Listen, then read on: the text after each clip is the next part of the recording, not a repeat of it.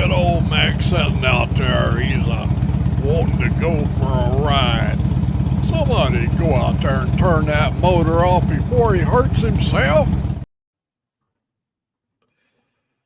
Well, looks like my hat's bent up. What's wrong here? There we go.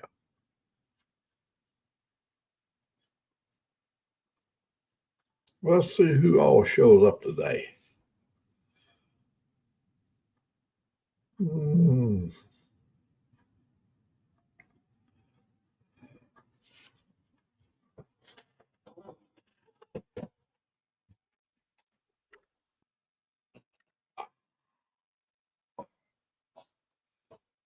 I feel better now. Got dog hair on it.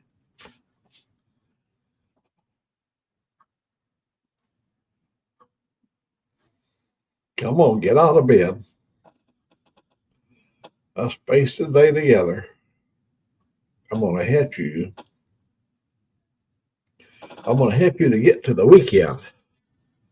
I know. We just had one. Oh, there's my friend right there.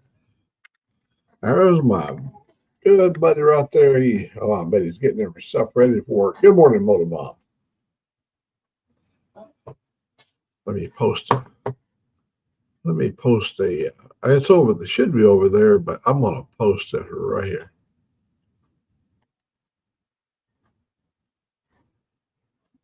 Okay. And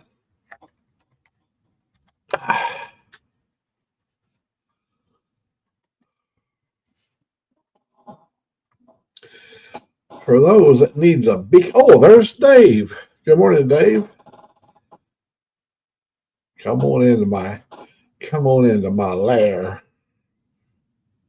I don't put a spider web out there. I hear somebody knocking. That's Mr. Moto and Mr. Dave. Man, come on in, boys. Bring your own coffee. Sorry for not for just barging through the front door, Mac. I didn't mean to just open the front door without knocking. Oh, man. Yeah, we always leave that side door open for my buddies. I just come through the side door. Mate, that was an interesting chat. That was sorry, Mac. That was an interesting chat about your reluctance to go to a dealership to get the work done because of your experiences in the past. And I sort of understand why you feel you want to undertake the work yourself and do it correctly. And I just don't have that skill.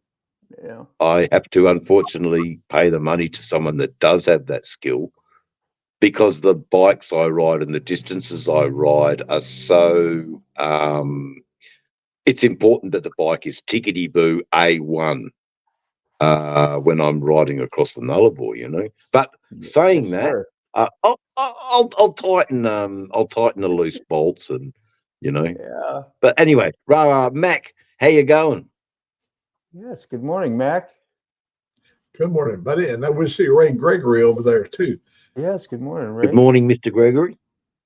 It was an evening for you. Oh, no, it's morning for you guys. Yeah. I'm hoping he's getting the week started off without all that issue we had the other day. I know how uncomfortable that is. See, on my channel, you can talk about anything. Yeah. So I just wanted to make a very quick comment. I've been on Dave's live earlier, had great conversation, whatever, and when it came time and I saw Old Mack gone live, I'm thinking, well, I need to go to Old Mack. And here Dave was already wrapping up his live. I barely got a comment. He had it shut out because he said he had to go over to Old Mack's live, man. When it came time and he saw, I would just say how snappy and quick and what an influence you had for cutting his live off and boom, coming over here to see you this morning. That's just a cool testament, man, to your... I did mention that, come on, people, if you want a couple of chapters of Huckleberry Finn, you'd do well to come over to. Yes, I just said, as I was closing the live down, it's time for Huckleberry Finn viewers. Let's go listen to a few chapters of Huckleberry Finn, read by the mighty Mac, Old Mac, on his channel. So hopefully you get some more people. Who knows? They might be intrigued to hear a few more tales from a wonderful storyteller.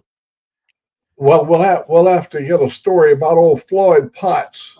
We painted flagpoles, you know. Floyd, I mentioned in my movie about me and him painting. He was a guy that painted flagpole. He was a boatman mate, and he painted everything high above the ship's deck. And he had all the riggings. Well, he taught me how to make the rope that you put around the pole, and when you step on it, it locks onto the pole. And you can climb. Yeah, you just climb on up using that, what you call a boatman chair. And you get up there and you can lean back, and there's a retired rider. So we'd paint flagpoles. Well, I was so inefficient that it took me too long to get to the top. He would just get up there and I would have a rope. He'd take a rope with him, and I would send stuff up to him, and he'd paint from the top all the way down. We painted for school, stuff like that. Yeah. It's a fascinating story, and I know that you have some regrets in not following his life, and you wouldn't know where he is now. And I understand that. There are people in my life that made a huge influence when I was much younger, who, you know, for some other reason or other, they're not in my life anymore, or like, would I know where the hell they are? But we keep the memories, and by reliving and retelling the stories, Floyd Potts is as alive in this chat as Motorborn and yourself. I think that's how it goes. Floyd, he kept Old Mac. Well, we worked real hard together, and we developed a good friendship. And when we got over there with the cowboy dudes at the Dude Ranch, he kind of took me under his wing, even though he was only a few years older. He showed me the ropes. He knew I wasn't as experienced as he when it come to brawling, because he had, like I said, fought his way all the way across the Philippines. Shit. I mean, I must admit, I did struggle. I wanted desperately to write a song about that story when you first told it to me, and I had some harebrained idea that the whole community would get involved, and I asked Motorborn for some lyrics, and I asked, and it was the hope that the chorus would be sung in unison with Recycled Hooligan and Ray Gregory singing the chorus about Floyd Potts and you on the Dude Ranch. It still could happen. It still could happen, but I've just got to get the wording right. It's another little project on the side. So don't write it off Floyd Potts yet. And the ballad of the Dude Ranch, you know, it's an interesting story, you know, and how all you had was your boot, and you clobbered him with your boot. That was enough, you know. He showed me how to put that strings around your arm so that it wouldn't slip off, and you could come down use the end of that heel, or you could put your hand in and go all the way in like a fist. It's like a big boot against the side of your head. Get your attention. But that's just military training. You know, you use whatever weapon you've got. You know, military. He was a switched-on military man, that's for sure. You know, he saw it was a combat situation with those guys. It was you or them, and it was, unfortunately, that night it was them. We got 2x4 in here, and we got the retired rider. I just learned what 2x4 is in Canada. I did not know what 2x4 is in Canada. You know what it is, Moto? Give us a clue, man.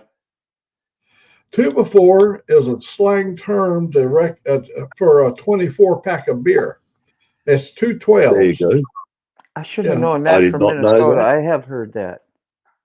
Gosh. I I just did not learned. know that, but I it didn't makes sense because the Canadians love a drink. Yeah, so they would, when they go to the store, they say, "Hey, get me a 2 before, or I'll split a 2 before with you." That makes so I much split more it too, but sense now. that Now does. I Yeah, yeah, yeah. love it.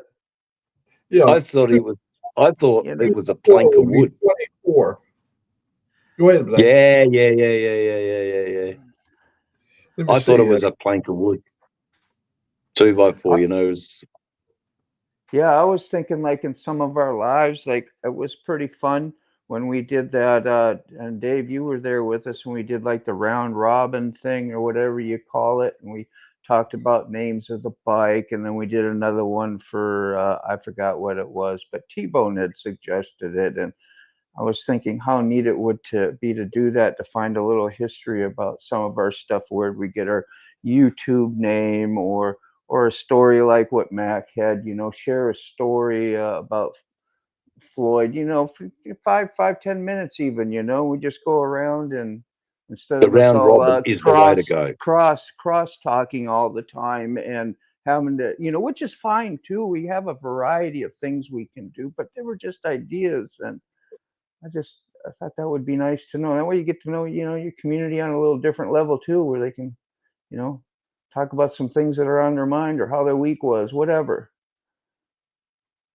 Well, I like the whole concept of the round robin on many subjects. It happened twice.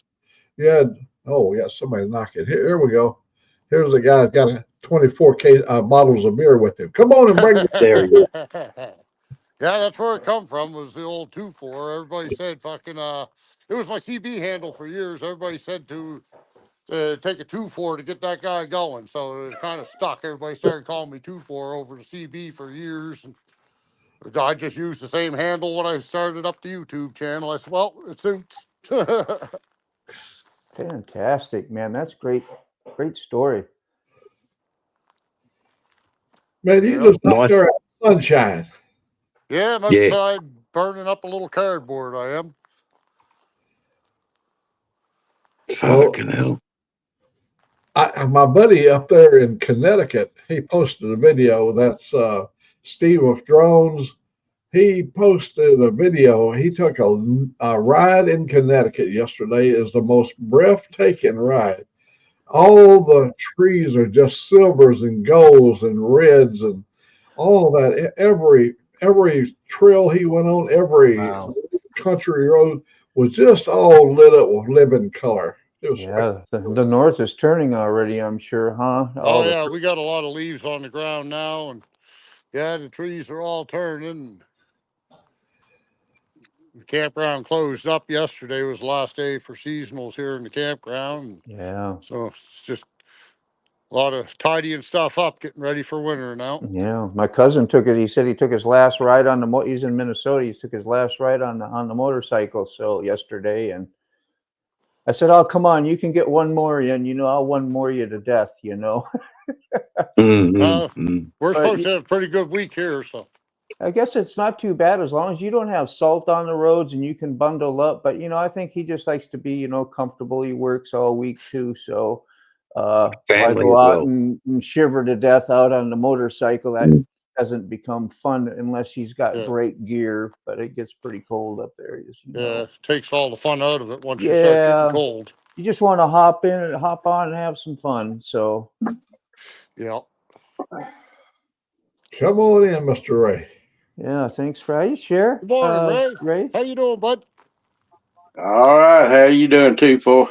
Oh, another day in paradise. Yeah. Yeah, you're right. Good Another morning, day in Mr. Gregory. paradise. Morning, Dave, Moto, Mac. How you? Man, don't put me up.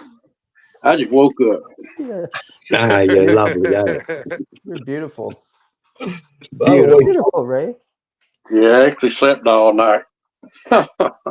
Good. Good that you I slept. slept all day yesterday, too. Yeah, that's good. It was rough. Yeah, if you'd stir you up some of them powders before you take a long ride down to Florida or way up to North Carolina, stir you up Hell some powders, and when you no, get there, you'll be as loose as a goose. no. I won't ever make it. My wife said, I told you not to take that at night. You should have waited till first thing in the morning. Yeah, well, Hey, live and learn, right? Well, I mean, I knew to wait, but I want to go ahead and do it, get it over with, because, I Yeah. kind of like being up at night. It's nice and quiet. Yeah. hell yeah. Yeah.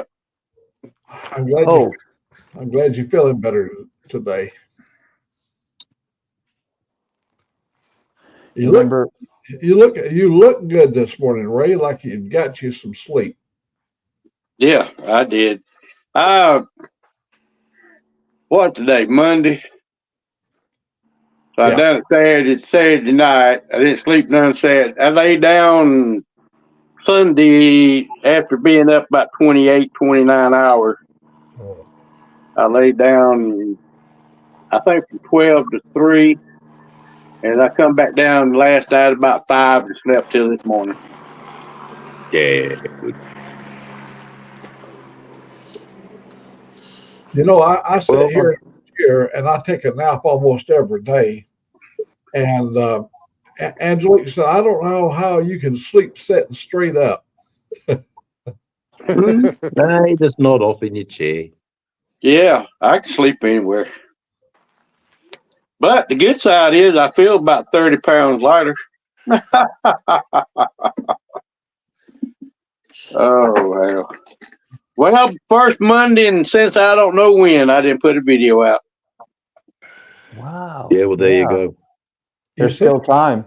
Yeah, said Bill count. your Bill way. count. Go ahead. Well, you've been putting out a lot of other content in the form of lives. That's got to count for something. There you go. Yeah, that's true. Yep. So don't beat yourself up too much. You've been quite the active YouTuber, Mr. Gregory. There's been Yeah. plenty of opportunity for your fans to capture, every waking hour of those 28 Yeah. hours that you were on. Yeah. Well, it's The hard to binge try to watching come up with marathon Ray Gregory show. Yeah, it's hard to come up with 3 videos a week. Yeah. Yeah. It fucking is. I'm gonna pop It out of here, fucking is. fellas. I just popped in for a quick minute. I got some stuff on the go here, but I'll be listening and watching. Hey, 2-4. Great. All right, seeing ya. 2-4. You have a good day, Have a my good day, friend. fellas. You enjoy that sunshine. Yeah, will. I'll try to get up for a ride later. Pop Yeah, I in. hope so. There Warm you up go. though. boys. Put lots of leather on. Moto, It's when we did the big, where we had so many connections. Yes. Yes, I checked yesterday morning. I gained 48 hours of watch time. Yeah, I did I tried to beat Ray's 5 hours. I did 5 hours and 3 minutes, but we got 48 hours of watch time. That's one thing I wanted to bring up. Was when I share, I don't know if I just and it's great because now when people join the live, it's not just like about me trying to hustle anything for my channel. That was never the intent, but it was like you all taking time out of your YouTube stuff to come hang out with me and do this community thing, which is growing a little bit, and it's nice that I should be able to share, that you guys can get some credit on your if you're looking for that, which a few of us are, and it's nice you get to share those hour times as well. And I'm glad you saw that. That's why I was saying we'll do this and we'll give back a report. I think I had like 48 hours, something like that, somewhere what you were talking about as well. I didn't know you were going to get the same amount that I would, but that's awesome that it works like that. So those are something to think. Look at yours too, Ray, and give us a report. Well, see what you got. Yeah, but I don't think I could do it on my pad. You got to look at your YouTube studio. That's good. all. And it will tell you, and then you got to check the setting the first 28 hours, because after a day or two, it only shows like you may only have an hour or 2 or 3 hours for that live. You have to see what your initial hours were, and you have to go up and check the first 24 hours. You might not be able to get those features on your pad like you were saying, but Yeah, I don't think I can because I can't share on my on the tablet. If I was on the, if my darn computer would, yeah, work. But I think, Ray, what happens is when you come in, even though you can't share your link, you're viewing Moto's link, my link, and six links, and you're getting some credit from that. You'll see. How's that? Unless I'm sharing it. Pardon me? Because I can't share it on my pad. we're talking but- about when we did. But when we was all shared together, but even though you couldn't share, you're absorbing some of our, when people come in on our links, you're getting credit for that hours. You're getting some of the credit for that hours. I don't think so. It's a good thing. It's definitely a good thing. Whatever. It's all about whatever is enjoyable for the YouTube viewer that comes on to the channel, for whatever way possible that viewer finds the content that viewer is watching. It's all about if that viewer then sticks around for a little while, and that all of that goes to watch hours. It's about what the viewers watch. So it's beneficial if we have these multi-stream lives because people enjoy it. The Motorbomb, the round robin that was directed by T-Bone,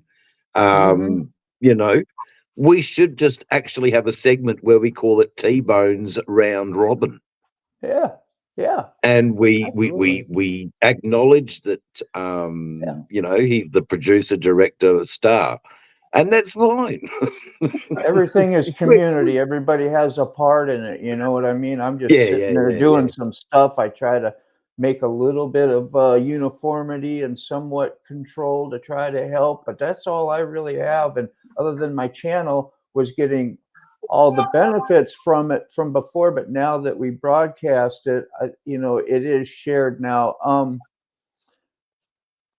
Sterling brought up a point about us doing that and not being a benefit either. It looks good for our channels, but what it does as well is it's splitting up our chatting stuff and making some confusion for people. Like the other day when I joined, I thought I was on Keim's live, and here Keim had joined somebody else's live. I forgot who it was now the other day. And I didn't know. I was like, oh, I got to go on over there and get on that main person's channel, because then I have, I don't know, it was for whatever reason. But anyway, go ahead. It's viewer count.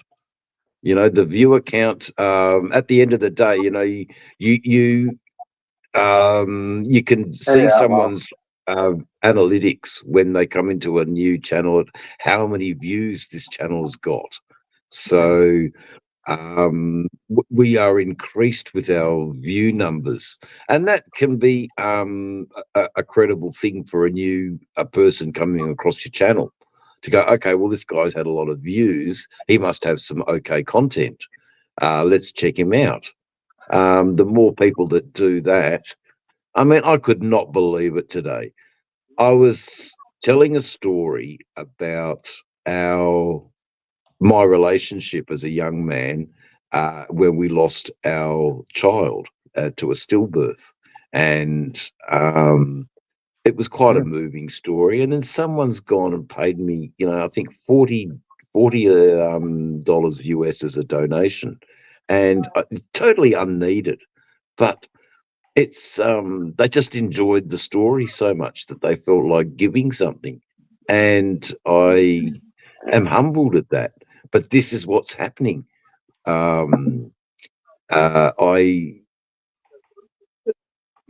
If I was telling and speaking crap, I wouldn't attract that, and people would just, keep going. So there is some bloody benefits to this. As a out of work man, I'm now doing online busking, if that makes sense.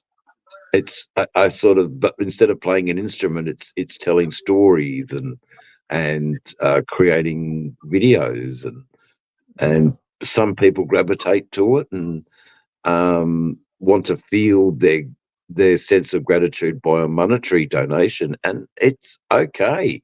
We're on the right path here. That, for me, that's how I sort of feel about it. Yeah. Hey, Myrtle, how come Dave is only seeing you and Dave? He's not seeing Brown Chicken. Brown Chicken is not seeing me or Ray. Okay, I can tell you that. He don't have enough of screens on, or what? Oh, okay. So I'm using a phone now. If I was to go like that, no, because I'm on the phone.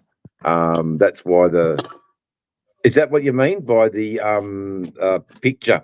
So Motorborn, yourself, and Ray are using a camera from a computer or a tablet or something that's not a phone. I'm using a phone camera, and it has a very much the horizontal image. Is that what you mean? No, no. Brown Chicken, when he's looking at his screen, he only sees two people on the screen. He don't see all of us. Oh, okay. Yeah, Who's broadcasting as well as you, Old Mack? Who is broadcasting? You should be able to see up there. If somebody else, I didn't broadcast your stuff. No. There's nobody else broadcasting. That's what I'm saying. There's nobody else broadcasting. Yeah, then that's odd, because he should be on. If he joined your live, you should be able to see all four. everybody. Yeah. Yep. Down here on the bottom, where you got all these different, screens and stuff, where you can change. Can he change how many people he sees on his screen? Right down below our four pictures here, a series of little links there. Does that have any effect, Moto? At the top, there is a place where you have top chat, or you hit the little three dots and choose all comments instead of just the top chat. Yeah, I think he's seeing all the chats, but he's not seeing us. Oh, he's only seeing you and Dave. Oh, really? Okay, that's different. I don't know about that. So put yourself in the full screen, Mac, and see if Brown Chicken sees you, and he'll tell you. Yeah, okay. Yeah, Brown Chicken let us know. Ray sees all four of us, minus me because he's gone right now, but he sees all four screens. American Outlaw is seeing all four. Brown Chicken only. Moto and Dave. See, here's what Brown Chicken is saying right here. Wow. I don't know. I've never run across that before. That may be on your end, or it may be on Brown's end. I got no idea, but usually you should be able to see all. Yeah. Now we'll go back. I reckon go back and see if you can see all four. Yeah, his screen. Was you able to see me, Brown Chicken? He's might be at work and can only pop up chats every now and then, possibly. I don't know. Otherwise, I don't see him responding to our comments about him. Tell him to go out and come back in. Ray Gregory Roy. Yeah, go back out and come back in. Yeah, Brown Chicken, just go out and just come back in. We'll leave the door for you. Or hop on the live with us. Say howdy. He'll be right up here with us. As I'm finding out, Motor, the more and more people I meet, they don't want to do this. They don't want to get in front of the camera. They say things like, "Oh man, how can you do that? You've got gusto, or you've got gumption, or something to go in front of a camera." It's amazing. But after a while, the camera just becomes our friend. Yeah. And we just talk to the camera. You know, Like it's our Ray Gregory and I both did 5 hours. I'm sure you have too, Dave, but ours was not just looking at a static display. We were actually talking and engaging with people for 5 hours. In fact, well, I had to pull the big master switch. You know, I had a little countdown, and this is it. We're going to pull the big switch. And so I had the American Outlaw and a couple other people in here, you know, and I needed, I could have went for hours, but we had to go and do something. We had stuff to do. Yeah. Hey, look, I don't know I know exactly what you're saying, Old Mac, and I don't really want to make a comment, good or bad, about static YouTubing. But I personally, if I do a live, I want to give some bloody content, not just static. But that's me personally, and I'm prepared to do that. I'm prepared to do some unstatic stuff. I'm prepared to actually make some content. I might talk about the most derndest things, but it's better, I think, for viewers to see something rather than nothing. There's a good chance that they might stay longer than a second. Oh, there's nothing happening here. I'll go and see something else. I was just thinking too, a lot of this is viewer engagement. Sterling presses that a lot, and he has a lot to offer us if we ever get a chance to do an off-screen behind the thing, like let's go to your room, Matt, without being live, and he can talk and give some pretty good explanation and answer a lot of questions of the pros and cons about what we're doing, as far as if I was to stream this to my audience right now versus not streaming, and what it will do as a whole for the show. And sometimes you would want to do that, other times you wouldn't. I don't know, it gets a little bit confusing, but some of this is like really talking with your audience. That's why once in a while, when I know Dave's on there, we don't have, I was like, well, Dave, do you do maintenance on your own whatever? Let's talk about your bike a little bit. The audience needs to ask some questions, and we need to engage with them almost just as importantly as our guest. If we're doing, say, like a community thing, now if you're doing an interview with somebody, or we're doing a story or something like that, then we focus on our guests on there, and then the people out, whatever, you know, you acknowledge a few comments or whatever, and then they pretty much talk amongst themselves. They're here to hear you. But if we don't have a specific, you know, a lot of people ask, what's your topic? You know, we got a topic. It's a community live, you know, it's a kind of a free for all. But you know, somebody's got more. Please, Motorborn, finish. Okay. They want more. Yeah, they want more. They want to be spoon fed, and there's nothing wrong with that. So, as the content creator, we need to keep the conversation going for our viewers. We need to be looking in the camera as though we are talking directly to them.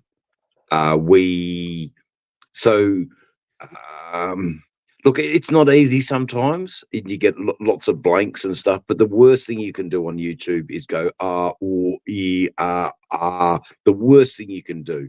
The best thing to do is definitely have something to say and continue talking about it. Good morning. So one more thing that I was just, hey, John, and it's very small. I just wanted to say, as for instance, I know one of our viewers, one of our community members, I've been talking about him a lot, had mentioned, and me as well, Old Mac, I love your lives, and we used to go on and we would listen to just you and your story. And it's great you're having a lot of company, but you're a great storyteller, along with a few others out there. I'm not really a great storyteller, but you are. And people kind of perk up and listen to you. You're like a feature, you know, and he's let people kind of miss that about your live. Now it's more so a little variety or something. I don't know the point exactly you'd want to get to, but just kind of, I don't know. They were just things to think about, and definitely you should do some lives where you're doing your thing too as well. I'm not telling you what to do. They were just things I've been hearing, and I'm passing them on. For whatever. Go ahead, Dave. Right behind you with that comment, Old Mac, there is something about just a personal live. I think you should, the word is intersperse between us connecting. StreamYard is a great thing, but going straight to YouTube and telling your story, but also jumping on your motorcycle and telling us your story from the motorcycle is also another great way that people have, I'll finish in a second, John, that people have connected with you and they don't want change. So people, people don't like change, and we're growing faster than they can change. Does that make sense? Yes. I'm going to reserve, like Wednesday, I'm going to take a ride somewhere this week. We're going to go for a long ride, and that's going to be my, I guess, storytelling time, because I have fans that really loves to see the bike ride. They like to see Alabama. Like when Dave, when Ray came over and we went for a ride, he got to share with his friends what Alabama looked like. The hills of Alabama, and we have people that have such an imagination what they think Alabama looks like, and so I like to show off the state, and they're just fascinated about the bridges and stuff like that. And your waterways, your forests, your waterways, your country. Hello. See if you have two screens open, John, if you're having trouble. He's hearing an echo, and we all aren't, I don't think. At least I'm not. Yeah. So it might be just you, John, and you might have an extra screen open somewhere. That's all. John, what you can do is just press the mute button on your YouTube page of this live stream, so you can still see the chat, but they'll have a bit of delay in the StreamYard. So we operate within the StreamYard and talking and everything, but we read the comments from the YouTube page. So you can have one open, both open, but you need the John's gone. But you need the YouTube page muted. Just muted. So you don't get the echo. So that's from his icon showed a muted mic. Yep. Unmute the mic for StreamYard and mute the volume on YouTube page. I think that's what you got to do. But I'm just using my phone because I'm in the shed and I talk too loud in the house and kids are trying to sleep and I'm just, can't have that. So I'm relegated to the old shed. Mac, I put my 2 cents in. I kind of agree with him. I enjoyed sitting there watching you talk, but with all of us on here, no offense to anybody, but you don't really have time to sit and tell your stories. Yeah. So I kind of miss that too. I mean, I miss sitting here watching you talk. You tell your war stories and all of that. Just the food for thought.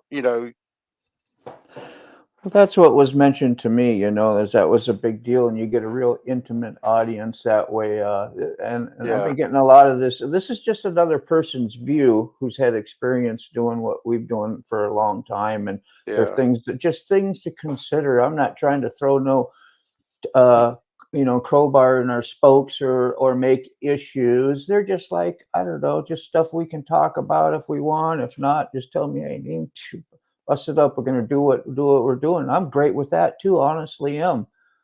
And I don't know. It's just Yeah. food. Let me tell you what has been told to me. Mm-hmm. I have had people to tell me, "Oh my God, I love seeing Ray Gregory. I love seeing Sick. I've never seen Sick before. Oh my God, here I'm seeing Moto." See, they don't go over on your page necessarily, but when they are here, and I got everybody up on the screen, and you go, "Oh my, I've always wondered what Dave looked like, and now I've seen Dave." That's as one of the assets of the StreamYard, where you got so many people. Yeah. And I like the whole concept. Good. I do a lot of lone riding. I don't have anybody to ride with me. So the storytelling come from the years of just riding by myself. Motovlogging, I asked Motorbomb how do I set up a microphone. He told me how to put a mic inside there. I followed his instructions, got out there and rode and talked, and it become popular. But this right here is another asset, in the life of Old Mack, is having his friends right here with him. Yeah. I mean, you could take one day a week if you wanted to. We're going to do that. Sure. And I'm sitting here thinking about the same thing, because even though this, I only had one official live, I mean, I got a lot of stories, that I lived a pretty good hard life, so I could sit and talk about, I'm thinking about doing the same thing. Just maybe just be me, and y'all can listen to me, but Well, I can tell you right now, Mr. Gregory, you've got one fan who will always tune in. So you can count your bottom dollar that there'll be one viewer, and that's me, because I want to hear about the American experience just as much as the American wants to hear about the Australian experience. Yeah. I get so the intimate lives, they're fucking important. Yep. Us getting together, probably more important. Yeah. But it's not for every day. I understand that. But we're learning our craft at the moment. We're honing it. So it becomes a familiar habit, and we can all get together and learn something for the moment. So now, did I see John's hand up? I was just saying I got it all straightened out. I can hear everything right now. Okay, John. Sounds good. You better get everything straightened out. You ain't got but what? 7 hours, 8. What is it? I don't even know what time it is. Oh, it was 9:30. 9:30. Good. Yeah. What did you find out was your problem? Didn't have it echo checked in your settings, or? I think there was 2 of them open. Yes. Yep, that'll do it. I had it earlier too. When I first got on, I joined the live, and then when I pop in, all of a sudden I get 2 pages open. I start hearing this. I'm like, oh, I just go shut one of my pages down. Then I'm like cleared up, because if you have StreamYard, we can see all the chats. We don't have to have another page open. Right. If you want to right click on comments or etc. to go to pages or whatever, then it's nice to have that for an option. But other than that, we're good. Moto, good. Good morning there, American Outlaw. That was a while ago. That's old. We ain't had no new comments, have we? Oh, but I thought he might be still up in there. He had something. Yeah. Just noticed it. Yeah. Yep. Yeah, that's good when you can. I'm learning something here. Does my comment come through? I don't see your comment. I see your private chat. You're in private chat, so you have to go to the comments. You might have to scroll it over left or right. Yeah, I see. Let me see what the private is. And pick comments, Dave. Like your on screen should have ways where you can read comments and do stuff. Whenever I've used my phone, I've touched the screen and it'll pop up some things I can touch. And one will be see chats, view chats, or different things that will help me, especially like when you're on, you want to be able to, you see all your chats, don't you, Dave? Is Dave here? Oh, my chats on my phone, yes, I see them, but I can't see any of the chats when I do these multis, unless I'm on the computer, and then I get in trouble for making too much noise in the house. I need my own house, but which will happen one day. I thought you had the doghouse. That should be pretty much just you. I need my own house too. I don't want the doghouse. I know. I like where I am. Poking I fun. like where I am. It'll be interesting to do one of these lives soon, out in the outback of Australia, when we have and you can see the birds and hear the wildlife of Australia when I'm out in the bush. So I'll be, because we got pretty good coverage all over Australia.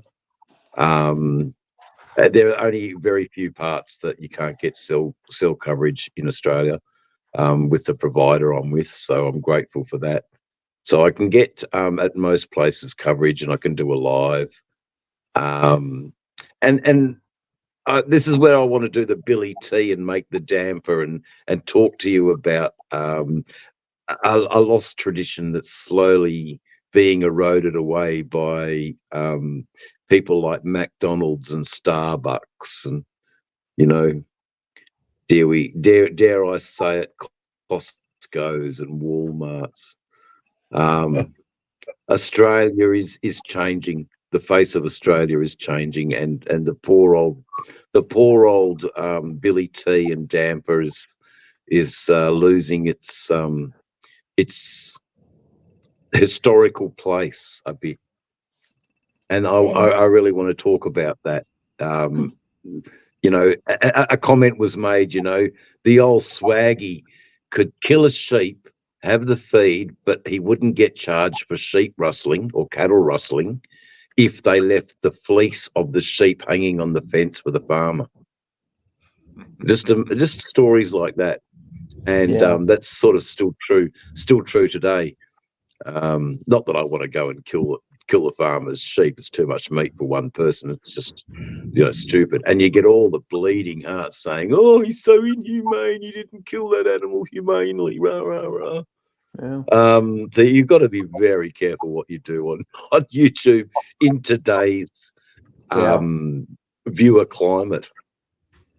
But for mostly, having a Billy T with a gum leaf in the tea, and it's just a spirit of Australia that is slowly losing, and I don't really want it lost just yet.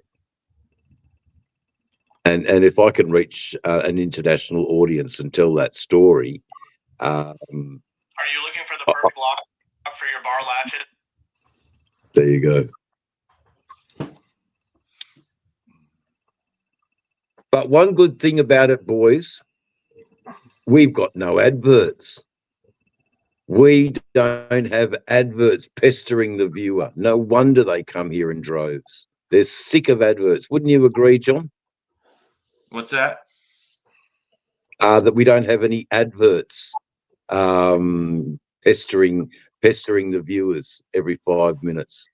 Yeah. It's telling them to buy something, telling them, that's we've got to make our own adverts motor, I think, when we do your community, when we have a 5-second snippet that someone submitted to you pre the show, and that can be like a little break for everybody to gather themselves, and it's a little snippet that it's already been uploaded to you. Yeah. Whether through probably email, and that's the advert. Maybe it's just a showcase of their channel, what they do in a quick 20 seconds or something. Mm-hmm. So this is where we can go in the future. there are so many good things we can do with the community, but I think we need a bit of a round robin discussion about the name duct tape. After one of my lives and a few giggles from certain people, hadn't even realised, how that could be interpreted. And yeah, they're bang. That's the sort of things that I have to listen to on my channels. It's a scourge of the universe a bit. What holds us all together? It is. Duct tape holds it all together. Here's something that I think, and I notice, you can tell me if I'm wrong, obviously. And Mac, put this up real quick if you would. It's a screen share. When you're doing the conducting, yeah, put the screen share up down below where you see people come in your back door. I shared a screen with you. Let me turn this back off here. You're fine. You don't even have to turn it off. Just put the screen share up. I think it'll overdo me, maybe. Where's it show screen share? Where we pop in to come join your live, same place. Studio. All I've got is mute, stop, set in, present, invite. So studio. I don't have. You don't see all your customers down there at the bottom, all of us? See them all down at the bottom. Mm-hmm. So I see everybody lined up at the bottom. So where should I be looking? That's where you'll see my other thing I shared. You'll see 2 motos. Oh, I do see 2 motos. You want me to bring the other one up? Yeah. Oh, okay. There you go. Oh, thank you very much. I didn't even beautiful. That's fine. Yep. This is what's really cool. If you got an audience member in there, say if they're new, they like to see their channels up. They like to see them. I know I do when I go to a live and I've been there and they go, oh, hey, this is Moto, man. You're like, oh, well, that's really neat that they took time to do that. And I sit and I hang out a little bit with them and maybe get to know, some. So what you were talking about, Dave, like these are pretty. Now you don't get to do that on your live because you're on your phone and you don't have this. But people with StreamYard or even on YouTube, if you're on the PC, Dave, if you eventually you can do this as well, And look, I'll probably end up getting StreamYard myself. Yeah, and it's a neat feature to help. The whole thing is keeping your your audience engaged and interest. If we just want to get on here to talk amongst each other and have a social media between us, and if people want to come in and see that, that's cool. But we probably won't do much. That'll be pretty boring for most people eventually. Yeah. So it's just about, and I like this time. We can do this whenever. We can do this without being live as well. And you gotta take it to the next level. Just thoughts, if we want to. Yeah, if we don't care about I'm that, with John on this. You've got to take it to the next level. I am 100% with you, John, about taking it to the next level. And let's do that. That's not only on here, really good but on your own live chats. If you don't want to do the same thing all the time, because if you do the same thing all the time, eventually people get where they're just going to lack the interest is just going to go away. You have to have something that draws them in, that keeps them there. Yeah. Oh, look out! That's really beautiful. I'm telling you, the clarity. I just can't get over how. I mean, John, that's beautiful. We have 1080p, and that's some of the bonus that you get for paying for your core plan like you did, Mac. If you have the free plan, I think you only get 720, which still is not bad. That's what I had before, and it was still great, especially when people are on phones. It's no problem. When they're on a bigger screen, then the 1080p really comes into play. And yeah, this is John's latest thing, man. How great is that to put one of your viewers' things up here and help them out? If they think they're being helped and then they like to talk to you, they're going to come back and see you. Every once in a while we could take a break. We can feature a few of the viewers channels, even though we got 10 people on the screen, you know, so what? If after we get to talk and say hi, do a round robin, we can do some of this as well. That is, I'm telling you, I'm really impressed with that. So we got that. Let's see if You I got back me. out of it. And I can go to Dave's channel. I can have like 5 tabs open up of people out in the audience or people on the panel. A lot of times people want to know who are new, which we don't have a lot of new people enter. They all pretty much all know our stuff, you know. But a lot of the people that do know our stuff that are in the chats, they don't always get their stuff put up and showcased, you know, which is, I think, is pretty cool. I would enjoy it. We got we're going to bring another one up. I think we can do this till I get 10 on my screen. So if you got another share, man, that's really cool. Yeah, and anybody who's on the StreamYard, John, you can pull up a page and share it for Mac to put up. Whoever has that. Dave, you could, if you were like on your PC, I believe. On my PC, yeah, I need to be on my PC to do that. Yeah. You put the link in. Yeah, I think that's in the more button. Hold on, I'll see if I can do it. No, you have share screen when you use YouTube. I've still got. Look, I'll tell you what I'll do. I will do this. I'm just going to stream it to my audience if no one minds. Do you mind if I stream it to my audience, Mac? We get a few more people in. Go for it.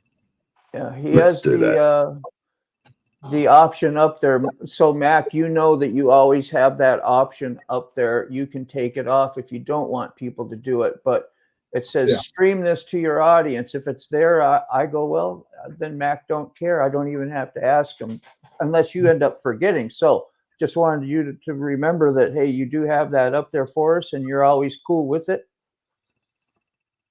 Yeah. Mac, you are? Absolutely. I was chewing. Yep. Otherwise, you would know to take it down. Say one day you're like, I don't want to do that. You know that. I'm cool. I'm back in. Now my audience who tunes into my lives now think it's another live. But let's throw the whalebone out there, and we have moderators in the chat, don't we? Old Mac. Yes, of course. I think everybody in here is a moderator. So I just ask that if it becomes beyond the joke, I will go back and I'll remove my live audience. Well, I'm because just I still had a few nefarious freaks come in today as well, but they get removed very quick. Dave's channel. I'm going to go to Dave's channel and enter your. I have to actually enter your live so that I have moderation power over there to do something. Yes, please do. I am sure that you still have the wrench. Yeah, I think I do. Because I can then always go back. Look, I'm sorry, viewers, that we're still nutting all the finer points of this out. It's only so we give you viewers a streamlined experience of our stories.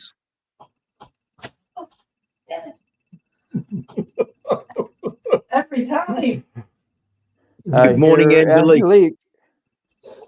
She was coming around the corner and she stubbed her toe. The first thing she said, "Damn it!"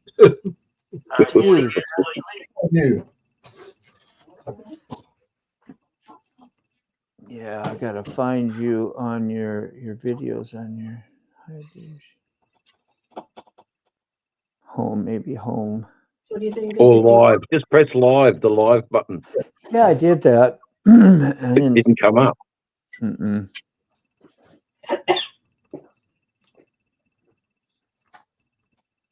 Did you? Is there posts? Try posts. I'm on your. I made one. Yeah, right. Dig in the hole. Geez, 668 views on your last live, Dave. Yeah, I know it's mad. It's fucking mad, mate. It's mad. But that's why we need moderators when I enter the chat. No, what I was saying was I made one for me too, Oh, okay. without the cheese. You know, 'cause, you know, we have 3, you know, gentlemen that don't need to know how YouTube is. Yeah. Let's see here. He should be on the side and be showing live as well. You okay, Mr. Gregory?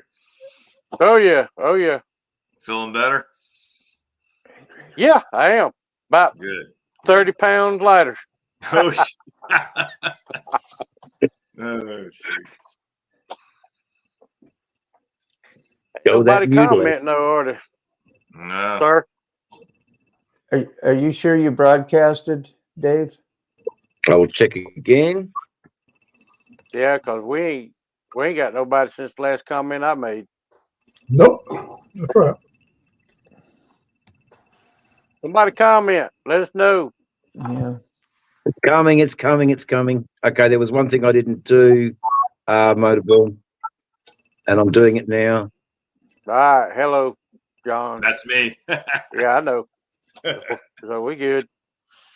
I'm gonna bounce. I don't want to spread my germs. Good morning, Angelique. I just now noticed you back there. Morning. Hey, Angelique. Where's my coffee, Angelique? You Morning, gonna bring me a cup? You gonna bring me a cup of coffee? I'll bring everyone a big cup of coffee. Breakfast would be nice too. Gosh, I love her already, Mac. Yeah. Bacon and eggs. And Yeah. Yeah, that sounds good. I like And exploitation. don't forget hash browns. There you go. I wish Katie I'm just would see writing. me like.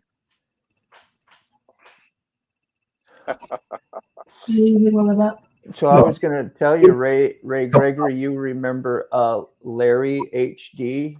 Yeah. Larry, yep. Yeah.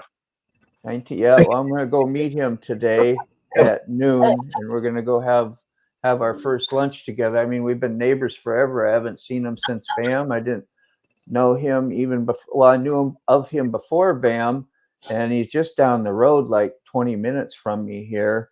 And Yeah. it took BAM for us to actually get together, and so I got to know him good. And he actually gave me so he listened to one of my videos where I kind of called him out or whatever and said, dang, he's right there. And I leave him comments. He never, respond to me on him yet about getting up and doing a ride or something. But today it's happening. So we're going to go meet at this place.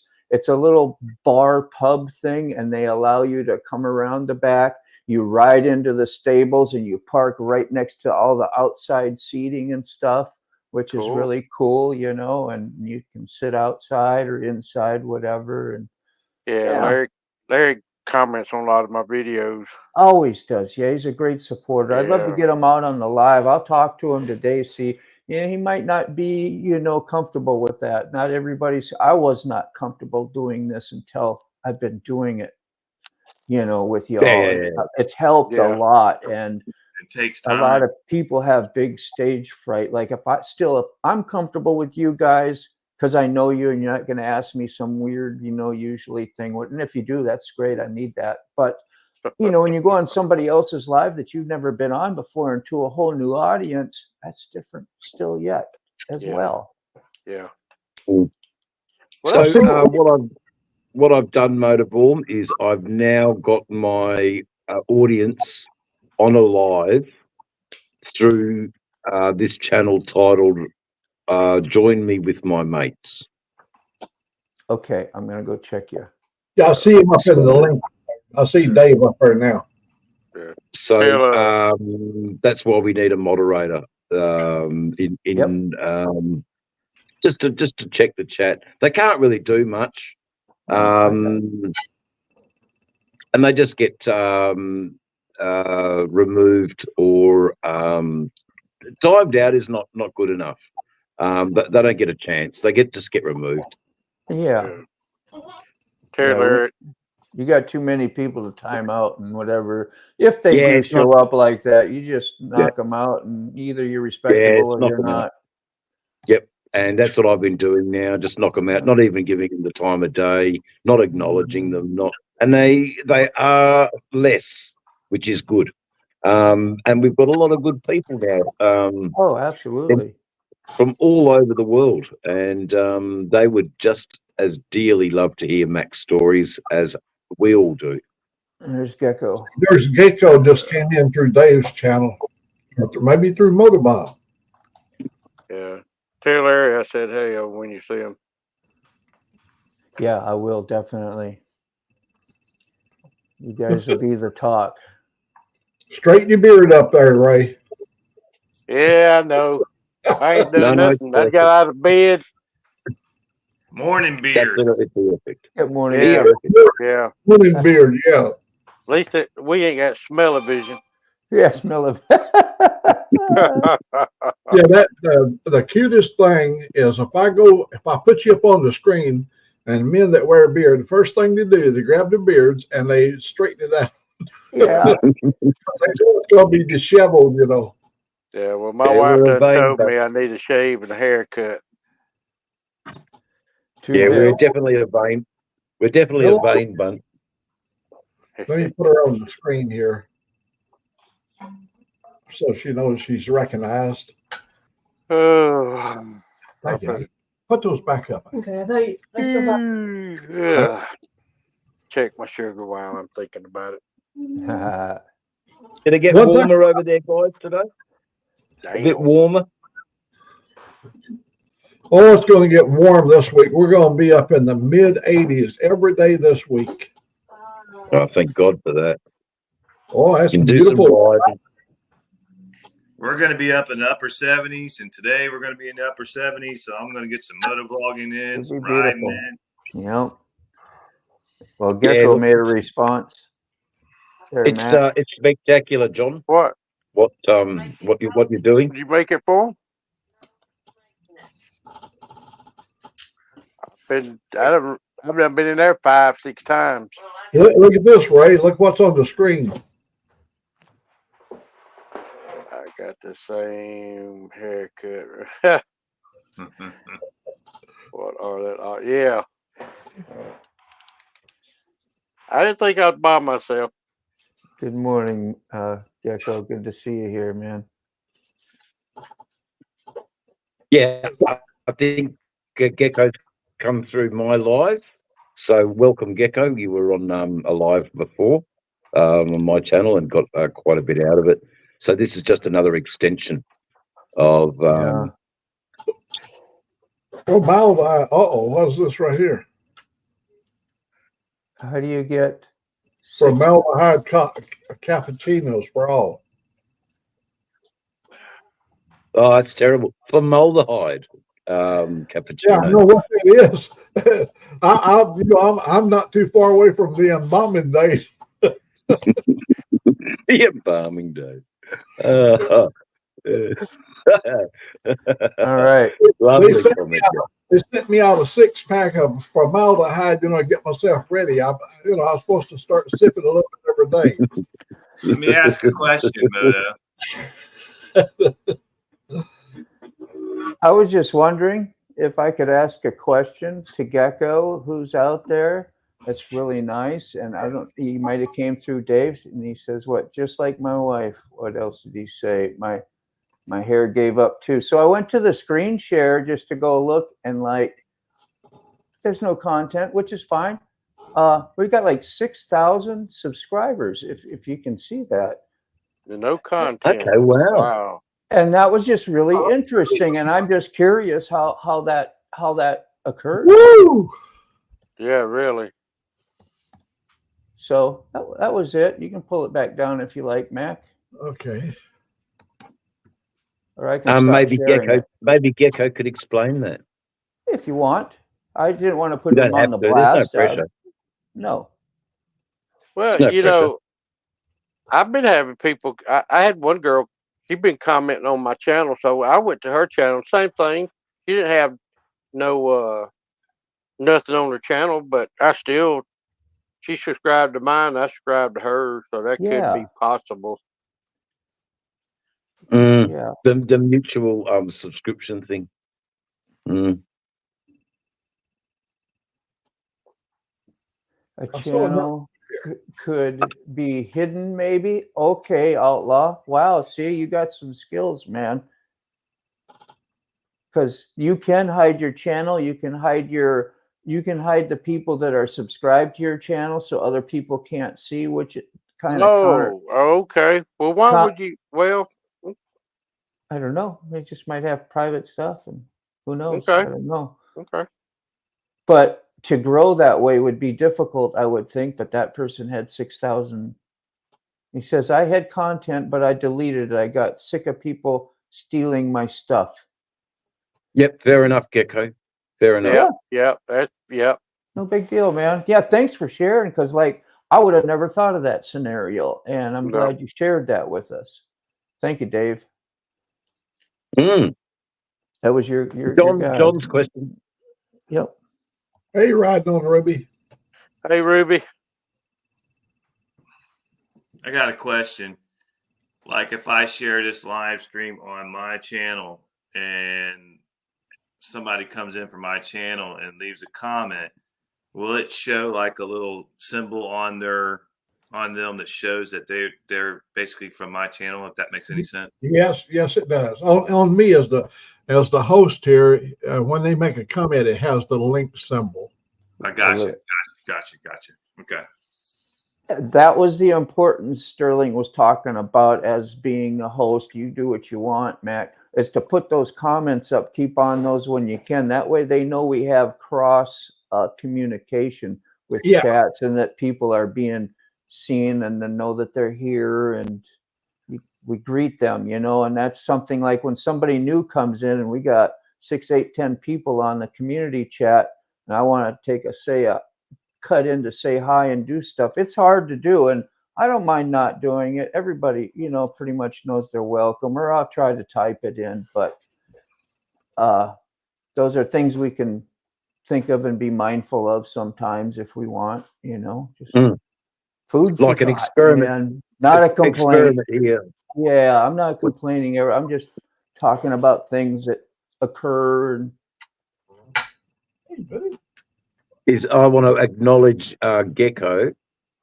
Mhm. Thanks, Gecko. Is there a C in Gecko? Yep, there is. Thanks, Yep. Gecko, for sharing, for contributing. Ruby, it's Monday morning. Are you done with your morning run? I guess you are.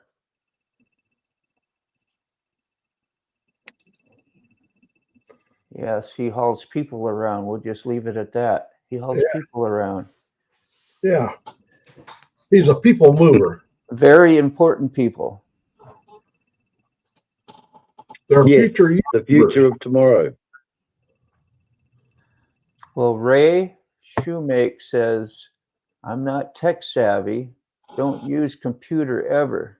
Yeah, Ray's been around my channel for a long time. I think he's been around my channel from the beginning. Well, welcome, Ray. Yeah, you kind of do use a computer, though, if you're on one, not with the phone or whatever. That's like a mini little process. I get what you're saying. I'm just going, you got some tech savvy. But anyway, a lot of people don't thrive in it. That's for sure. I have trouble myself. I learn a little bit from all of y'all. And I wouldn't know anything if it wasn't for Moto. I wouldn't know. Yeah, tell me about it. I wouldn't know a damn thing. I wouldn't be here. Experimenting. That just tells you what I do with my life a little bit too much, is I spend probably a little too much time learning this stuff instead of, other things. Go ahead, man. I think a lot of us are linked back through Moto in a lot of ways. You've taught us a lot about different things. This is just one of the other things, and I love it when you guys experiment. I'm sitting here absorbing what you're doing, and I watch it on YouTube. These guys that got helpful hints. I actually can see it happening here on my screen. Discovering new things we can do. Yeah. It's exciting, I don't know about y'all, but I was excited to get StreamYard. So I get excited to show Mac new tools and things once in a while that he can use. It kind of broadens up his stuff. Like if he wants to upload some of his older pictures that he used to send to me and texting.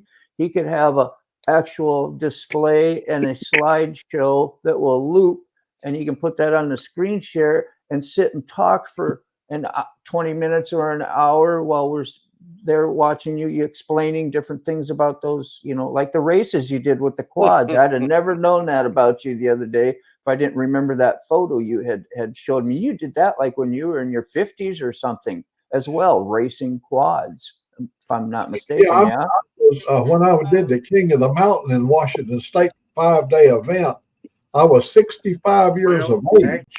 Sunday night, And you see, I've got pictures of me up at the top of the mountain in snow.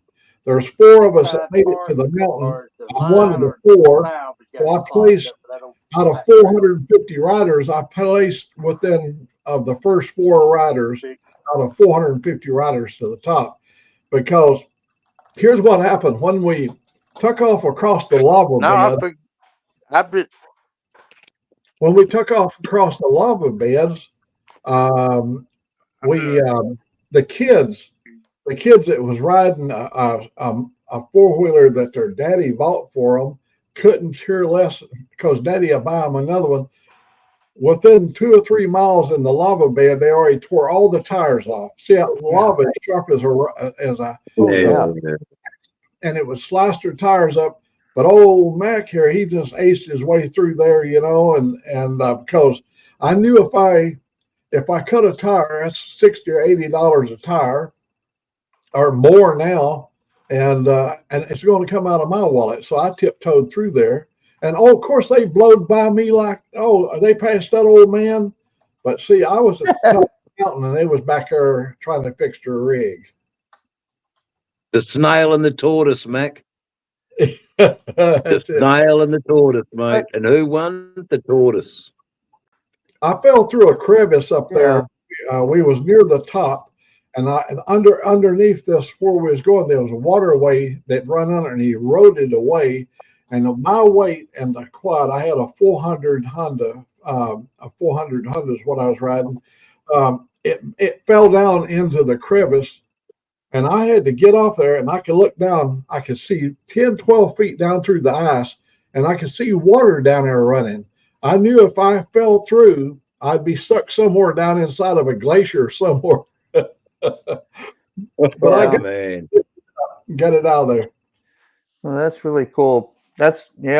See, that's some of the neat stuff we could hear and see some photos that go along with that. You got a lot of power with this stuff, I know. But that's if you really want to be, in that tech savvy thing. Some people are just okay with what we're doing, just talking and doing what we're doing here. But you paid a good amount for this StreamYard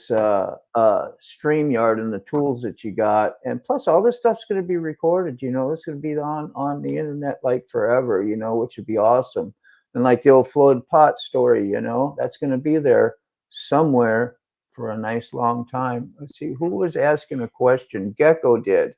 And he was wondering if Ray was using a typewriter. Ray is gone. Now, when Ray's trying to talk to somebody and I couldn't hear you tell your story, Mac, you go to his icon and hit the mic and mute him out till he's done. And he's done talking. Just remember or he can do it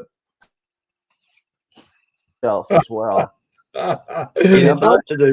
There's definitely a lot to do. Yeah, I did it while you was talking, Moto. There's definitely a lot to do for the when the wife there's lots to do for the model for the whole. Got to remember to unmute it. How do you unmute it? How do you unmute Press the button. Just press it. Press the mic button. Yep. I did it, and it stays. It just stays muted. And who did I muted? Oh, Ray Gregory. No, he muted himself. Okay. Yeah. Okay. Yep. I was trying to unmute him, but he had muted himself. Yeah. You might be able to. I don't know. I couldn't unmute. You go to his picture on the screen, either up above or down below, and go to those. The one when you do it up above, you go to the 3 dots. You can immediately make him a solo picture or edit his mic settings and stuff like that as well. Okay, it's got edit name, kick from studio, ban from studio. That's all I have on mine. If I click on those three dots, I've got edit the name. Not on the comment. No, on his picture, his photo down.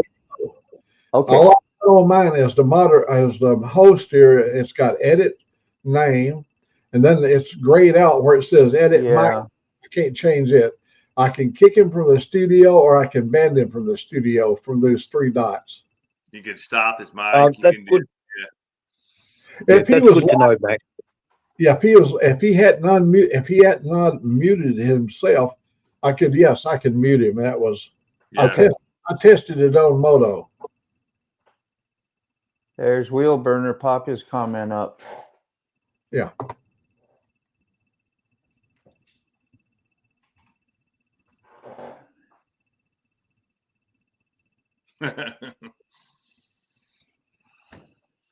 Wow, that's Oh man, that's a pro tip. I tried it. Oh no. Did I ask you to put his comment up? I think I did. I'm responsible for that. And I'm glad you did. You know, I'm glad you did. I love you, Wheel And Burner. poof, it's gone. And poof, it's gone. It's gone. Yeah. Very funny. I thought we was all going to get some magical, wonderful wisdom that was going to pull through Wheel Burner. And we got the stick your finger in your belly button and sniff, basically, is what we got. Basically. Riding on Ruby's got a question. Good. Absolutely. Like Mac would not want to go to other people's live streams while he's on his own live. Yeah.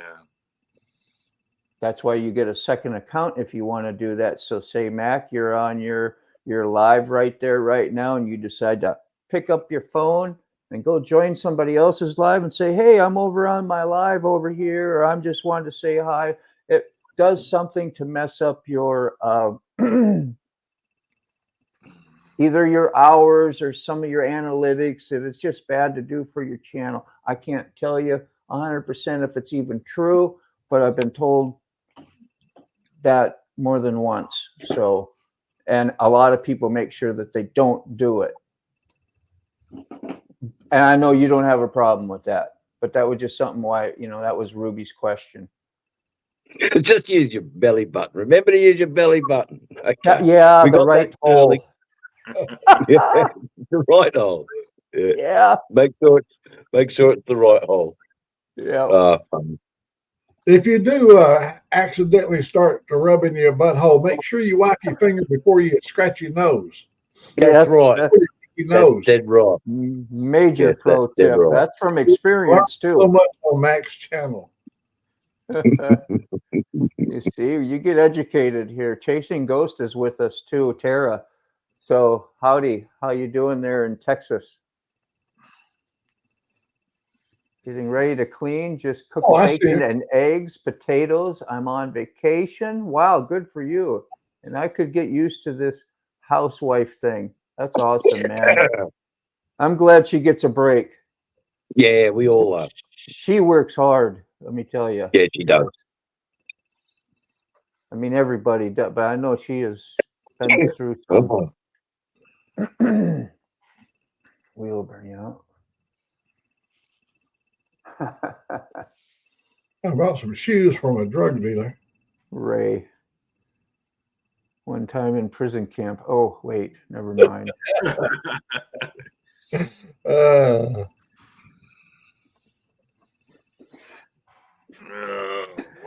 a dull moment. I think I'm gonna head out and start getting myself. Yeah, have a good day. Have a good day, Motorform. Thanks for your wisdom. Thanks for gracing us with your presence. We love and respect you. You're just a good human being. Yeah, well, thanks, man. I'm gonna have a hard time getting out of the house now, but my head all exploded here. Thank you, guys. We're retired. Go ahead, John. Hey, Moto. Yeah.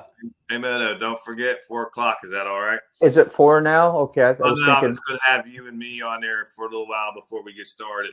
Oh, gotcha. The early thing. All right. Yep. Yep. Early bird special. See you later. Bye. See ya. Bye, buddy. It was just the Benny, 4 of us. bam. Now, keep going, Ray. You got a great voice. Yeah, okay. Shit, don't No, take it's me. all right. He's cleaned We can his have beard. Ready to talk. Got his eyebrows all straightened up. Yeah, she done told me I need to cut them. Trim those things up. Yeah.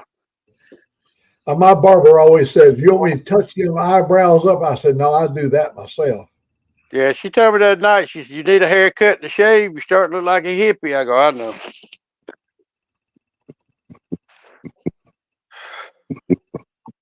goddamn hippie. Oh, I can't read it. Can someone read it out? Okay. It's Well, just so boys, small. I pop Yeah, in. Got empty in Virginia. I'm heading up to the southern Pennsylvania for my reload. So he just dumped the load. He done dumped the load in Virginia, and he's heading on up to South Pennsylvania. From a reload. Yeah, right. That's So he's Wilburn. essentially driving empty for a bit. Oh, Lordy. When we run empty on the big road, we call it a deadhead. When you're empty, you go in, you're deadheading to the next load. That's so we're it's like these deadheads, you know, and Yeah. yep, we deadhead. Here's Lucy in here this morning. Lucy. Hey there, Lucy. Hey there, Lucy. I watch Lucy. Lucy is a great supporter of all of our channels. She's a very cool lady. Yes, she is. Now, she must be coming in on your channel because I don't see her in the comments. Yeah, she'd be coming through linked. Dave. She's coming through Dave's channel, is she? Yeah, I have to be because. Yeah, she's linked. She's linked to somebody. Yeah, because I don't see her in our chats. And I'm sorry because I got no way of moderating my own live feed because I'm on the phone. No, don't be sorry, man. That's No, cool. it's all good, man. I'm glad we can look at the comments. And you know how to disable inappropriate speak, don't you, Mac? Hey, let me bring another one of your clients up there. Yeah, client. No, Bill's not a client. Bill's a friend. Yes, thank you, Bill. Welcome to me with my mates. We've got up the top. We've got Master of Ceremonies, Old Mack. To the left of Old Mack, we've got Ray Gregory Rides, a prominent YouTuber from Georgia in the United States. And to the left of me, to the right of me, sorry, we have the auspicious tri-glide rider, retired rider. I mean, you know, what good company you are in, Bill. There you go. How's that for a bit? How's that? A little bit of introduction. Oh, Lucy's coming through Dave's channel. Okay, she just clarified. Yeah. Well, Bill said he is happy to join us, so we're happy to have him here. I feel naked without my hat. Yeah, no, you put your hat on.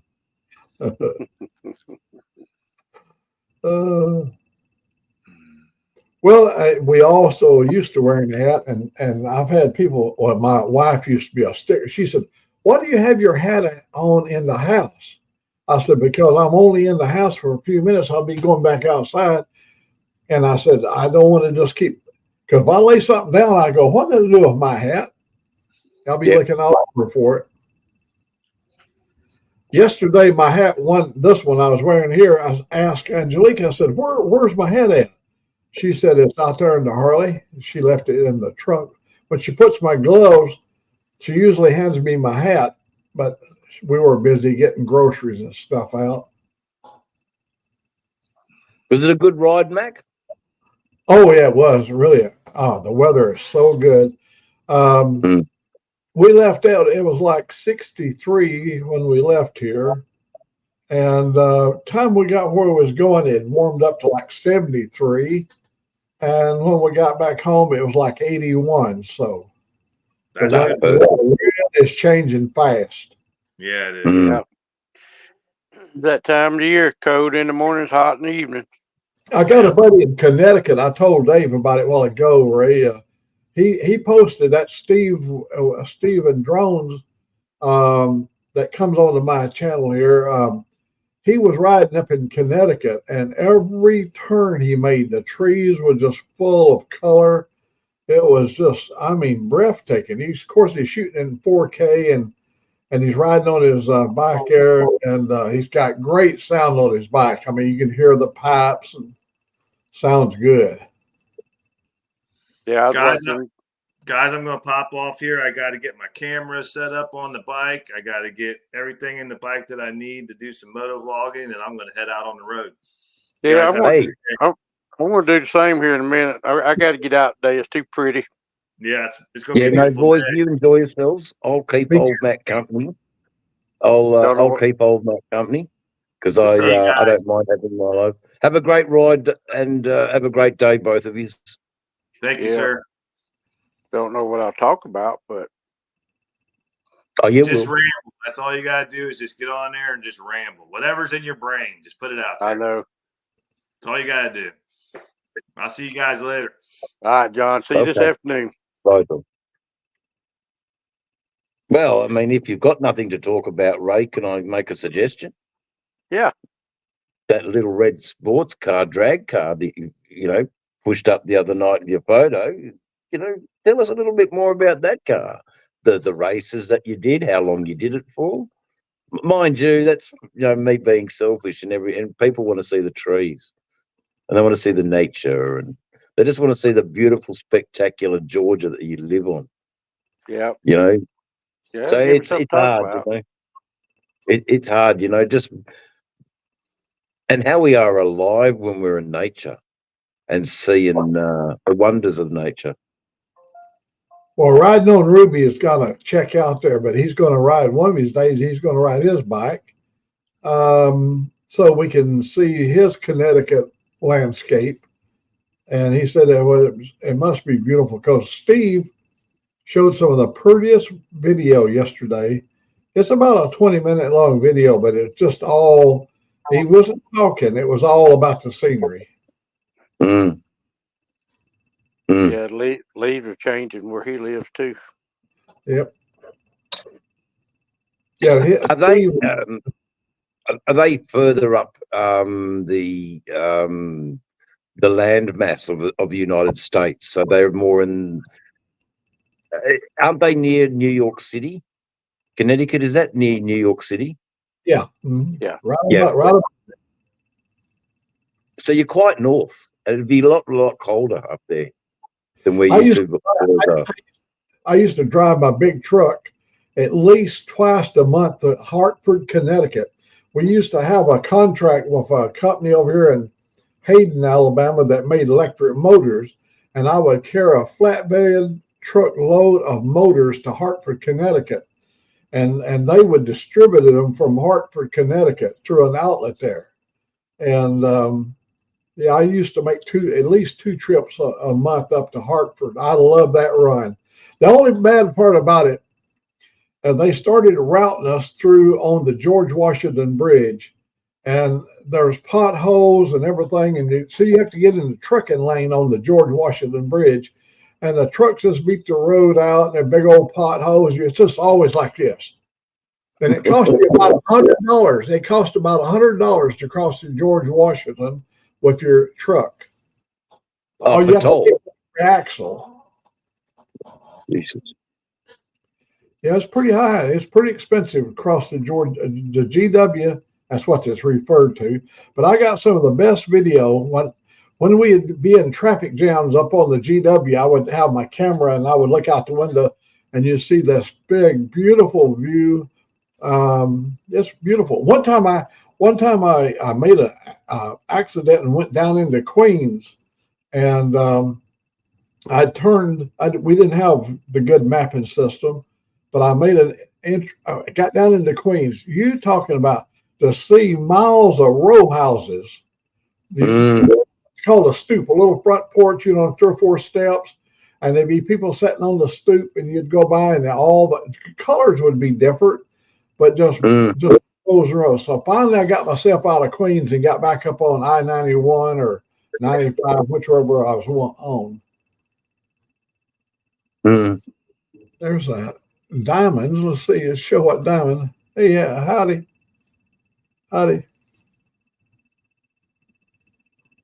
Trucking can be interesting, Dave. One time I went off and left my tarp up there in Hartford, Connecticut. And a tarp for that bed of that truck is like $700 or $800 for the tarp, the one that I left up there, or maybe even higher. I got almost back down to New York City. I could see the New York skyline, and it dawned on me, oh my God. The reason I left the tarp is I took the tarp off, and the big crane could not reach over a building to get my load. And he said, you're going to have to come around on this side. So I went around the other side of the building and left my tarp laying over there. Well, I turned around and drove all the way back to Hartford, and my tarp was still laying there. I mean, this is a new, beautiful blue tarp with the company name on it. And there's a guy in a pickup truck rode up there, and I said, I'm just came back to get my tarp. And he said, and I told the guy, I said, man, you guys are really honest up here. I said, that normally they would have already stole the tarp. He said, no, it wasn't rolled up. They're too damn lazy to roll it, so they wasn't going to put no labor into stealing it. Oh, what a fortunate turn of events that it wasn't completely rolled up for them. They're lazy. Yeah. But that's a good story. Incident report on that stolen tarp, and oh man, I was so happy when I seen that thing laying there on where I'd pulled it off and left it. And yeah, trucking, there's never an end to the drama. I mean, there's things that goes on. I tell you, the hardest thing you can do truck driving is along about 6:30, 7 o'clock is to find 5 or 6 dead bodies on the road where they got them laid out there where they've been a bad accident. And you look right out your window and you see these human beings laying on the ground, smeared. I mean, dead people. You wear that all night long. Oh yeah, that you can't unsee that. You cannot unsee that. No, that's yeah. Well, look, I was the first responder here in Western Australia. A lady was, in hindsight, I got the story. So I've just pulled up and I've just seen a cloud of dust, and a car had ploughed into a tree. And I was the first responder there. Then another lady pulled up in her car as a second responder, and it turned out that I had to shield the second lady from seeing what I saw. The lady was flung out of the windscreen of her car, and was just a test dummy Annie. What they use in training for first aid, just a lifeless dummy. So there was no point in trying to revive a deceased. She was clearly gone, so there was no. But the reason I had to stay at the accident scene was to prevent other people from seeing with that. It didn't affect me as bad as what they sort of said, but who knows in hindsight. But it is an image that doesn't go away, But luckily, her face was face down in the bush. So yeah, she apparently was having an argument on the phone with her boyfriend and committed suicide into a tree. So Oh, the selfishness of that act, and our poor first responder that have to deal with these sorts of things, boy, they got to get debriefed, and that's what they wanted us to hang around for, was to get debriefed, tell our story, what we saw for the crash report. And look, it's no joke. We had to wait there for 4 hours because it was just out of Perth. It was a little bit remote. And yeah. So these are the things that when you travel the roads a lot, these are the things that we see, isn't it? I certainly didn't want to bring the chat down, but I wanted to agree with you, Mac, that these are the things that stay with you when you ride. And I had to turn back home. I couldn't continue the journey. Yeah, you talking about that, Dave? When I was mid-20s, I worked for a garage, and we had a couple of tow trucks, and the county would call us out to pick up the vehicles and wrecks. And I seen some stuff in my day that I don't, I only like It'll talking never about. leave you. Yeah, it'll never leave you. And And I just glossed over my story because I don't really want to embellish it again. yeah, but I Um, seen it every day. I mean, it just, I had a good friend that was our local deputy sheriff here, and he quit his job because he said, I got tired of picking up, well, people off the road. You know what I mean. I do, You I know, do, I do exactly. you know, There's a PTSD that comes from that, post-traumatic stress disorder, and yeah. Yeah, he said what done it for him was the last accident he worked that had a couple little infants that didn't make it, yep, and that'll and do it. he said that I can't do it no more. Yep, and he's Because sensible. He's sensible enough to be in touch with his you know, emotions, to know his yeah, limits. yeah, and people down our law enforcement, but they don't know what they go through. yeah, you see So some bad stuff on the highway. Yeah, I totally agree with that statement, Mr. Gregory, because I, on my own personal chat, I get a bit of people down on law enforcement because they're obviously drawn to the bikey channel type thing, or the yeah, bike motorcycling channel, and it's all down with cops and everything. But I will say, hang on a minute, you can't really hate cops because they've got to deal with the most horrendous things that society throws at us. yeah. And, cut them a break. I said, cut them a break, If you were dumb enough to speed and get caught, well, I'm sorry, you E- know. Exactly. Because the ones that probably hates the cops has had too much experiences with them. Why? Yeah, yeah. Yeah, well, that's it. I'm glad you said it. Why? Because if you're a law-abiding citizen and you're out here drive, you got license and insurance and tag, which we have two in the United States. You ain't got nothing to worry about. But if you're out here running 100 miles an hour, you're doing it. Yeah, you're breaking the law. So, Yeah, yeah. um, one person said to me once, there's a way to beat a speeding ticket, and I go, oh, how's that? He said, don't speed. That's right. That's right. That's right. And the best way to not interact with the law enforcement in a bad way is don't do what you're doing. That's it. And look, I did stuff up the other Saturday night. I got into Perth, and I couldn't find a bloody toilet anywhere, and I think my prostate's playing up a bit, so I had to go. it was most uncomfortable riding. I couldn't concentrate on the road.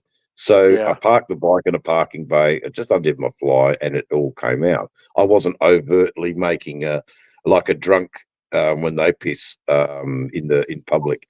So I just let it all go out. But then as soon as I'd done that, within 20 seconds, a car was behind me saying, "Oh, it's okay, you can park here." But he was still taking photos of the bike. So I sort of expect a public urination notice in the mail. But I will respond to the city council and say, "I'm sorry, that's what happened. A bit of a medical emergency. Here's the new drugs that I'm on that may have caused that.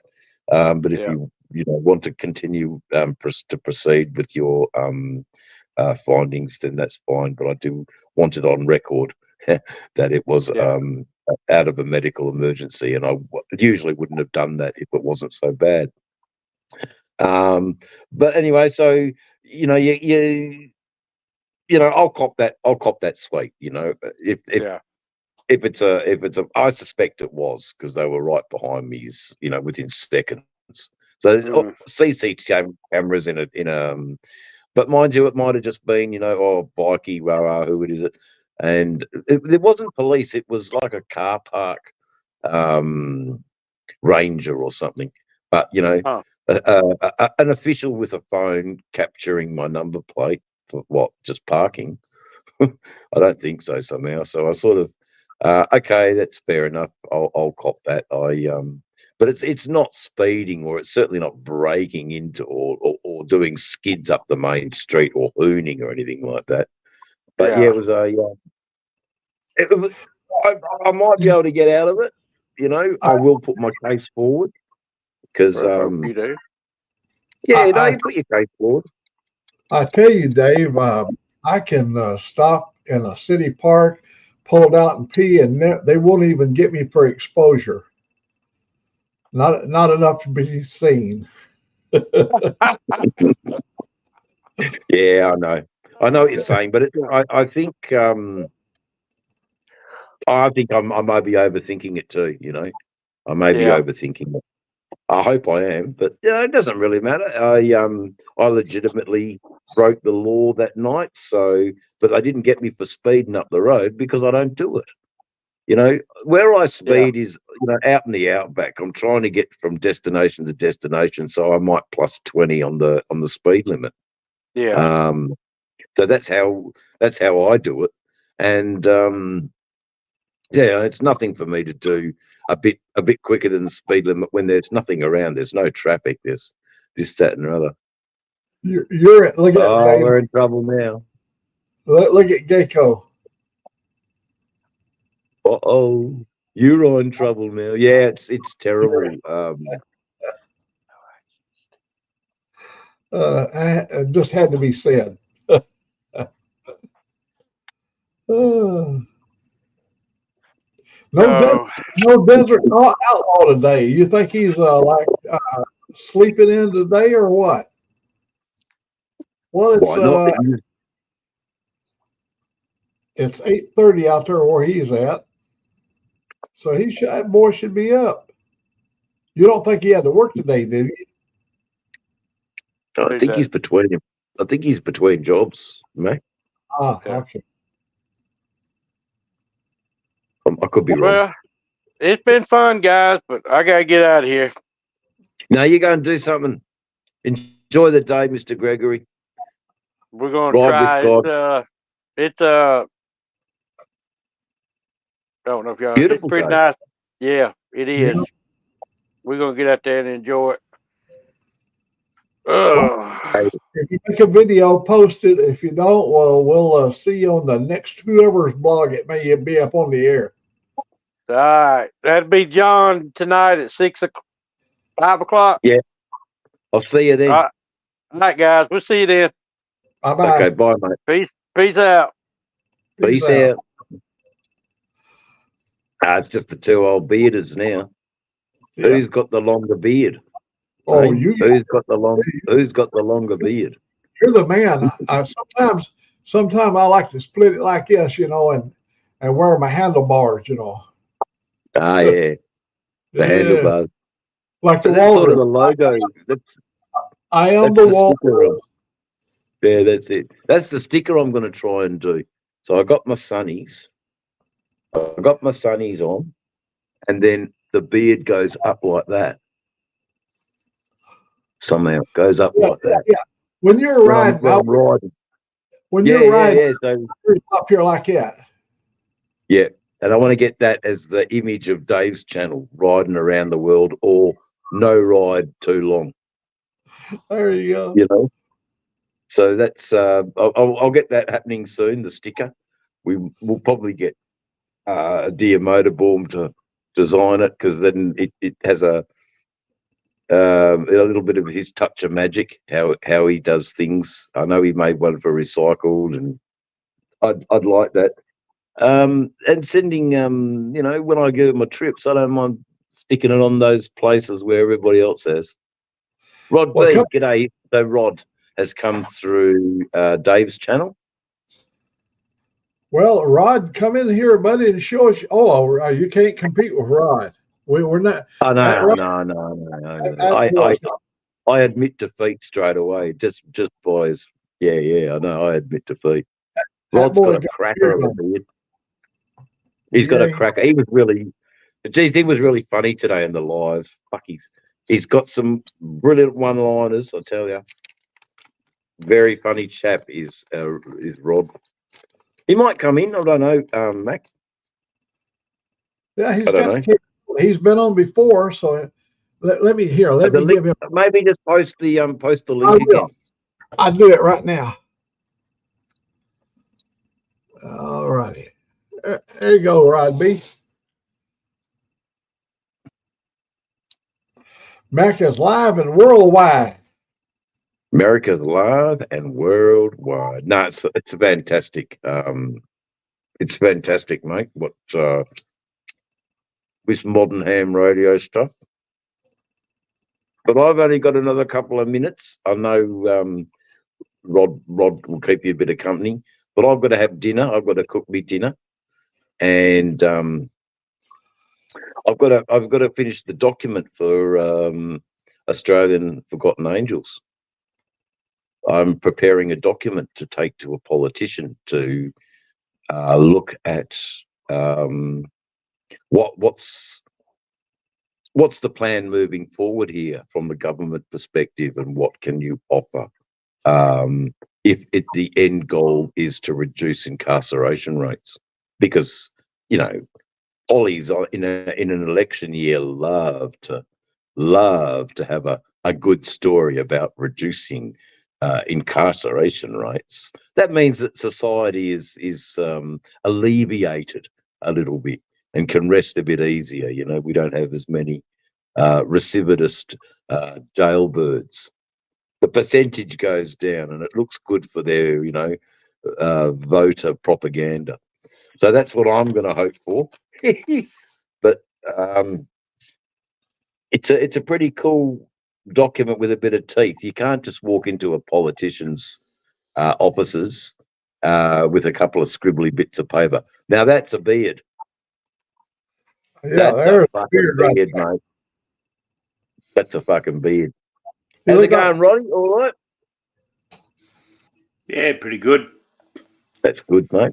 What's happening? A great deal. I was just laying here listening to the chat. Yeah, there used to be a comic cartoon here in America. It was called Snuffy Smith. You remind me, you're like, you say you're either Rod B, you're like Snuffy Smith, or that little character that wore the big hat. It was always shooting his gun. Yosemite Sam. Yosemite Sam. There you go. I couldn't get it out. Thank you. You're a unique guy. Rod, I meant to ask you, what's your bike, or you have just had the car? No, 87 Softy. You've got the 87 Softy. Yep, beauty. Yeah, I knew you rode, but I just wasn't sure whether or not you just had the car. Mac, Yeah. Rod is just you did the painting of Yeah, the yeah. Aboriginal motif.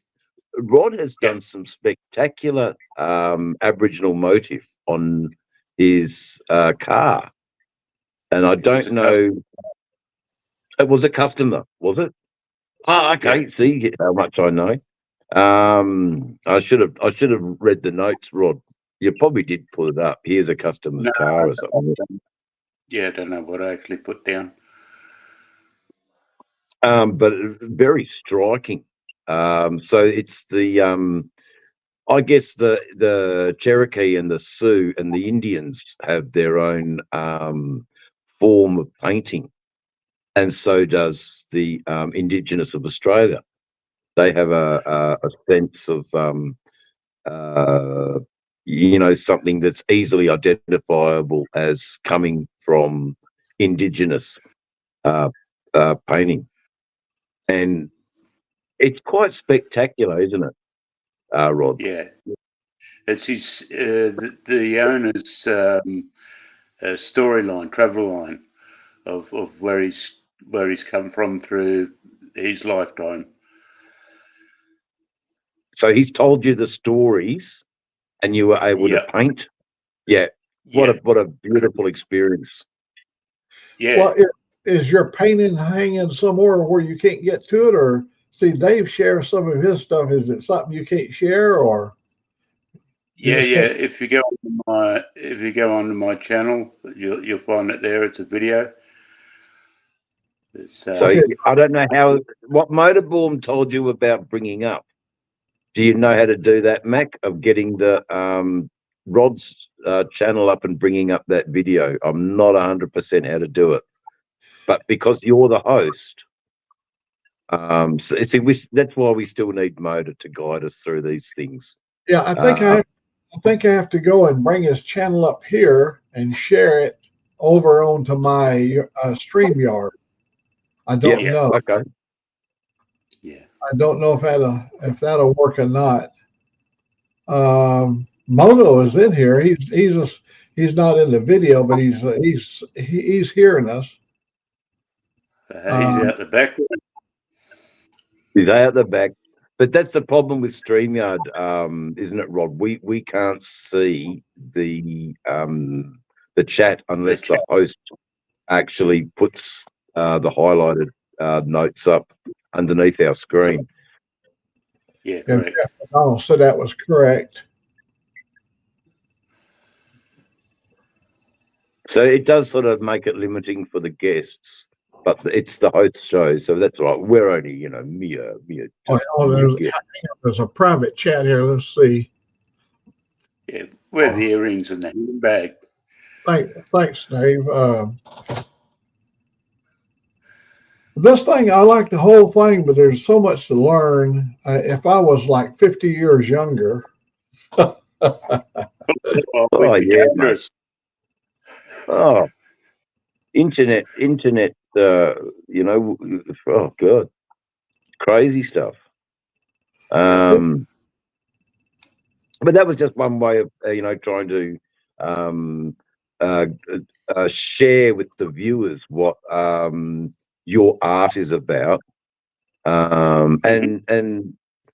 and showcase what you do a little bit, and then hopefully the next content that you make is your walk around of your 87s softy, if you wouldn't mind so much.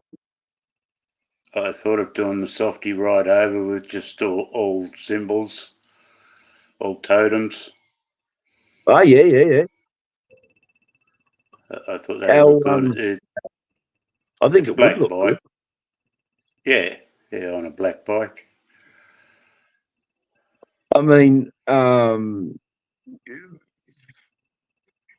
don't know. It might increase the value of the bike because it's got that, hey, but you'd never sell it anyway. hey, Rob, I'm Rob, see, can you share your link? In other words, over in the text portion, text me your link over there, and I'm going to see if I can click on it and bring you up that way. From your So page. I think you have to get out of the StreamYard, go back to the live chat, and post it through the live chat as long as I stay on, and then you come back into StreamYard again. Done it. Yeah. I think that's how it all works, mate. It's a bit difficult. But that's how I was doing it the other day, is I was able to work through both. Phones are limiting for sharing stuff. Look at here. Let me see. Let me bring me up over here. If I can get the, oh, it's just too much glare. Oh, maybe I can do it this way. Turn this off. No. Nah, just too much glare from the screen. But Yeah. I get it. There's an admirer of yours there, Dave, right here. Who's that? That is my baby sister. Yeah, right. She's been watching Hello, you. Connie. Connie, Yeah, isn't it? Yeah, Cuddy, yeah. Yeah. Mhm. Hey, Rob just posted his link here. Let me see. No, it won't allow me to go to his link that way, but I can go to his link. I can now go. Let me get over to YouTube on my phone and see. Oh, there's the link though. Oh, let me see if it'll show up in my phone. If it shows up in my phone, it's loading up. Oh, there's the link though. Oh, let me see if it'll show up in my phone. If it shows up. Here we go. All right. Rob, and it's not showing up in my phone, but I'm seeing comments from Rod B. Oh, I know what. You'd have to go to my chat. Oh, I think it's in my chat. Oh, okay. That'll work. So you've got to go to my channel and the current live, I think.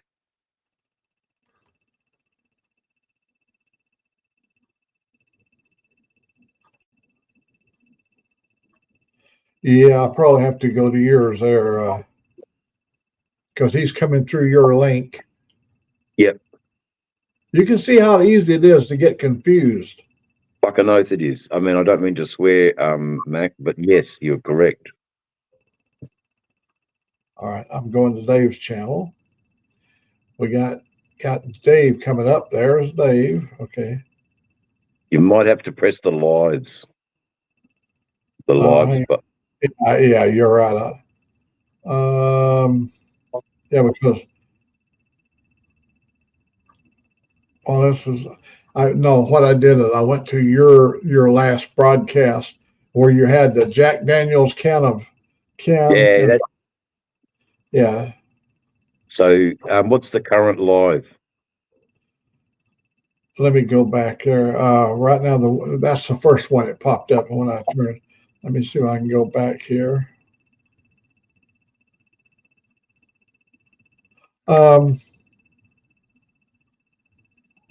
Sorry, just getting ready to go. I want to make sure you guys see what Motorbomb is having to say. Let's see, I went to another one. This was 9 hours ago. Yeah, that's not good. That's all right. We can't find it, Mac. Yeah. But what I can do is I'll go now onto my computer. I'll back onto this and I'll get I'll try and do it that way. Yeah, we'll get it figured out. Between all of us, we'll get it figured out.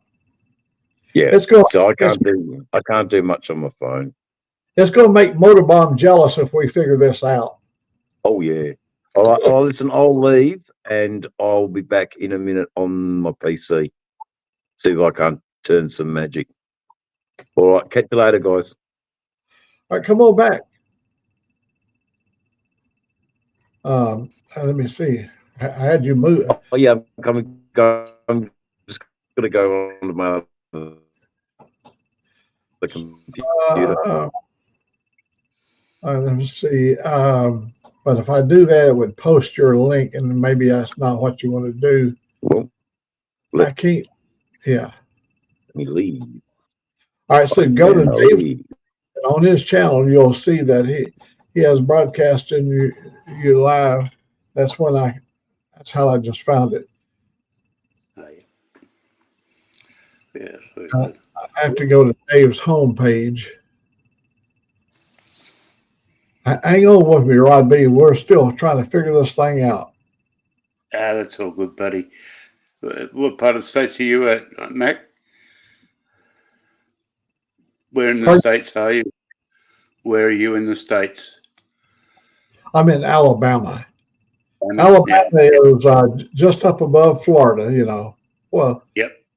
right next to Mississippi and Georgia. I'm sitting between Mississippi and Georgia, but Florida joins Alabama. There's a panhandle that comes under the bottom of the state, and so Yep. we actually, if we go to Dothan, Alabama, we just go a few more miles and we're in Florida. And Very good. Georgia, Yeah, Georgia to the east, Florida to the south, and Mississippi to the west. Tennessee right above us. heaven. We're called, and it's right on our license plate, Heart of Dixie. We're right in the middle of the old Dixie. Yep. Beautiful. Okay, let me see if I can find how to get back over to Dave's page there. Let me back up here. Oh, if he goes, let me see. I'm talking to myself while I'm trying to figure this out. There I am right here. And there we are. But he's already gone now, but I can go back to get out of my live, I guess, here on my phone and go to his page. Okay. We'll get it figured out. All right, now I go down here. And there's Dave's channel is live. I believe that's where he was at right here. I think that might be it. No, that ain't it. That's when he was live 10 hours ago. I just have to go to his channel. I go do a search right here and go down to Dave's channel. There's Dave's channel right here. And well, I'm on Dave's channel. Here it is. Dave's channel. Whoa, that ain't Dave's channel. He's got all them pink looking cars on it. That ain't Dave's channel. It says Dave's channel, but it's not Dave's channel. I don't think he's not into pink. I just posted to the comments, Mac, on StreamYard. Yeah, I see your URL is posted on my link, but if I go over to it, it's not linkable. I can't touch the link from YardStream. I'll have to do that. I can do it from over here. Hang on. We're almost there. Yeah, we can go now. I will go to my channel here and I'll be able to see your here it is right here. All right, here we go, buddy. Thanks. I appreciate it. Okay. Whoa, I'm seeing parts and stuff. Yeah. Oh, that's really nice. Oh man, those are really nice. I like it. All the color. Yep. You do all that? Yep. Man, that is just and amazing. Goes around the vehicle that tells the story. I see you got them on the. I can see them like by the doorpost. The B pillar, yeah. Yeah, and I see them up on the console. Yep, and the kick panels around your pedals. Yeah, I see. Is that like say the indigenous stuff? Yeah. Oh, very cool, man.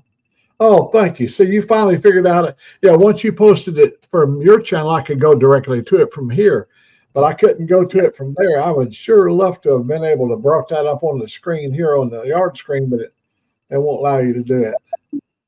I did just post it up in the comments on StreamYard. It's in the comments in the StreamYard now as well. Should I go ahead and post your URL here on StreamYard? Yeah. Okay. I wanted to make sure I had your permission there. That's back to me. Well, yeah, no, they can't get to you there. Let me see. Let me take that one off. I believe this is the one we want right there. That's the right one right there, right? That's it. Beautiful. You guys, yeah. Let me see. Maybe this might be YouTube. Yeah, you guys go check out Rod B's. Oh my God, that is so pretty. You just don't know when you have somebody come on your screen what they have to offer, or what they may present. People have so much talent. If you'd have run across Dave somewhere out in the outback, who would imagine he could not only take the brush and paint you like some of his indigenous people picture he's got. He's captured that moment. And then go over in his house, get on his guitar, turn his stuff on, and sing and play. You never know the talent they can bring to your page. You can't judge a book by its cover. You can never judge a book by its cover. That is so true.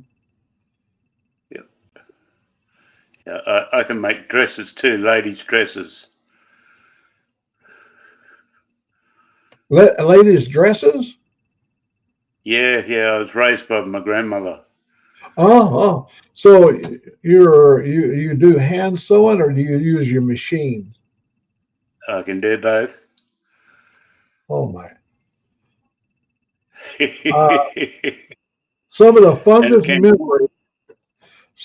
fondest memories in my life is when I was really young. In our neighborhood, every year they had what they call quilting bees, and all the neighborhood ladies would bring their patterns over.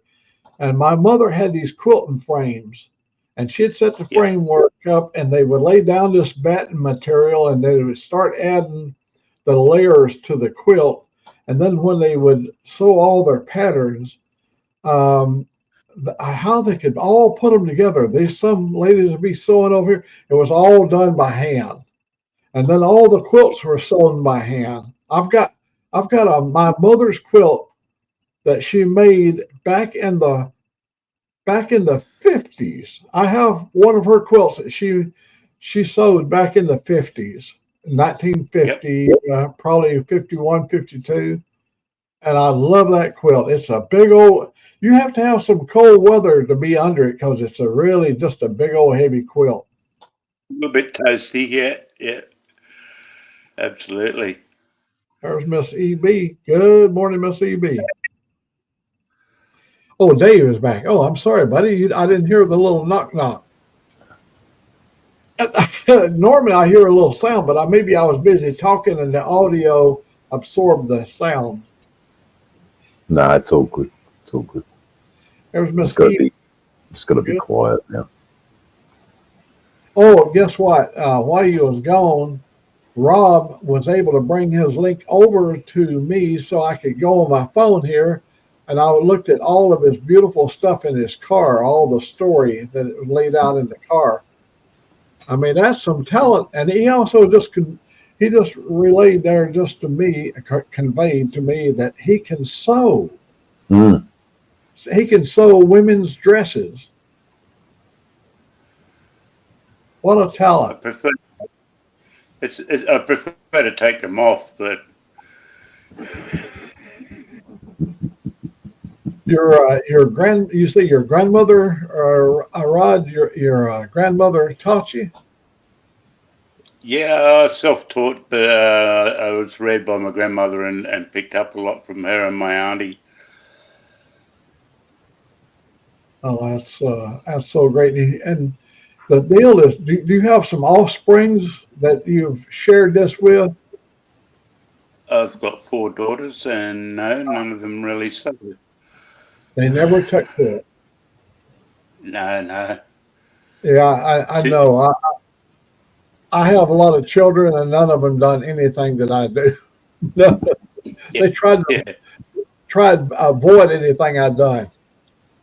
They're all into motorbikes and cars, really, which is me. Well, I've got a couple of sons that rides all the time, and they have Harleys and they go everywhere. And Yep. but there's a lot of the kids, they never done anything. They always took after their mother and wanted to do the things that their mother did, and well, that's good too. It's when you raise your children, they go out on their own and they take from their childhood whatever they want to share, or whatever they want to enjoy. Some of them really enjoyed the childhood, like my boy Donald. He has nothing but the fondest memories of all the 4-wheel driving adventures, and because he was into it, he loved doing that. Yep. My daughter Cindy, she has it's called a Sasquatch Bronco, a Bronco car. It's like a 2023 Bronco 4-wheel drive, but it's got these big tires on the thing. It came from the factory. It's called Sasquatch. They call it Bigfoot. Yep. But it's a big sporty Bronco. And when you see them out, a lot of the Broncos, little bitty Broncos running around. Hers is big old sets up. She's got a lot of cameras on it. She does a lot of 4-wheeling. She lives in the mountains. She lives just below the Canadian border, maybe 6 miles or so below the Canadian border. Nice. Good country. Yep. She likes that 4-wheeling. We have a lot of mountains here. We have the Rocky Mountains, but when you get a little bit further to the west, you have a range of mountains up in the far north of America. It's called the Cascade Range. And the Cascade Range rolls down into the Sierra Nevadas. Once it goes down through Oregon, it becomes the Sierra Nevada Mountains. And the Sierra Nevadas are just beautiful. They line up the whole length of the state of California, between California and Nevada and Arizona. But the Sierra Nevadas are just a beautiful range. You got some fairly tall mountains in it. But Washington and Colorado probably has our 2 most tallest peaks.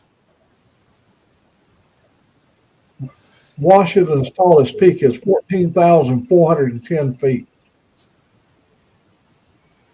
I don't know how many meters that would be. Divide 3.808 into 14,410. Quite a few meters high. It's tall. Oh yeah, you can go up to what they call Camp Muir. Camp Muir is if you're going to climb Mount Rainier to the top, there's a station where the state has a station set up, and they check all of your equipment before you go up. They try every way in the world to keep you from dying. Because if it's left up to man, they would go up there and walk in shorts and tennis shoes, and they were going to climb the top of the mountain and just go up there for the afternoon. Well, that ain't going to happen. You leave out at about 4 in the morning. When you get to Camp Muir, they hold you till like 4 in the morning, because at that period of time, everything is frozen good, and there's not as many landslides and snow slides and all that stuff. And they release you, and you go up, and they track you all the way to the top. And you don't wander off the trail. You follow the path to get to the top of the mountain. I have an Indian friend, American indigenous Indian friend, and he was a tour guide, and he took tourists up to the top of Mount Rainier. And he took a 75-year-old man all the way to the top. You think about that, being 75 and climbing the top of the mountain. It's a challenge. You got what he does on a Friday night. Yeah, he takes his tour up there. You have to get lined up with him, and once you get on his tour list, he'll make sure all your equipment is there. Because once you get above 12,000 feet, you got to have oxygen, and because you're breathing, you can live for quite a while at 12, 13,000 feet. But once you get to 14,000, you got to have something to breathe. And they take their batteries. They go up there with their cameras. When you get above 12,000 feet, the batteries get so cold they won't even hardly operate. Yeah. They have to put them in warm packs and all that stuff. Yeah, you hear of people putting them in their crotch or under their armpits to keep the batteries warm. That's right. Yep. One time I was sitting in my radio shack and I heard an SOS on Morse code, SOS. And so I started looking and at that time I had what they call an EME, Earth, Moon, Earth antenna system. Not only did it rotate in 360-degree azimuth, but it tilted up. So you could track the moon with it. So I came over on the mountain, and sure enough, the signal was coming off Mount Rainier. He had crashed a Cessna 172 up there, and he had a lady that was riding with him, and she was hurt. He was hurt too, but he was sending a Morse code by using his handy-talkie microphone key. He could do it, and he sent an SOS. And so we called the King County Sheriff Department and told them about an SOS, and then pretty soon they got organized, and we was part of the Boeing has one of the world's best search and rescue team. They go searching all the mountains for downed aircraft, and almost all aircraft, the law here, the FAA requires that you have a transmitter that sends signals out. But anyhow, they was able to track it. They was able to get both of them off the mountain alive. Now, we went up there one time. We went up there and there was 5 commercial airline pilots that took off from Portland, Oregon, and they crashed on the side of a mountain. And then they brought all 5 of their bodies down to where my station was at. They brought them down, and so that people could identify. The coroner's office had to make verification, and there was 5 commercial pilots, United Airlines, all the great airline systems. They was doing a test flight on an airplane out of Portland, and they made a fatal error. They crossed the Columbia River, and you have to set your altimeter, and they was off by like 700 feet, and they flew into the side of the mountain at about 300 miles per hour. So it was a horrible thing. The search and rescue team, when they went up, they had to bring portions of the dash, and because it has all kinds of electronic reading equipment, and they could tell, various things, what instruments might have failed or whatever. And that's how they was able to determine it was pilot error through they didn't have the proper altimeter setting. Fatal error, commercial pilots. As a commercial pilot, they're so used to flying on autopilot that they can actually, and you can ask any pilot, they can fly from Atlanta, Georgia, take off and land in Seattle in the most adverse weather condition, hands-off landing. The plane it flies it in, gets those beacons lined up. They got a box, and they can see they're right down the middle of the box. They fly that thing right in on the deck.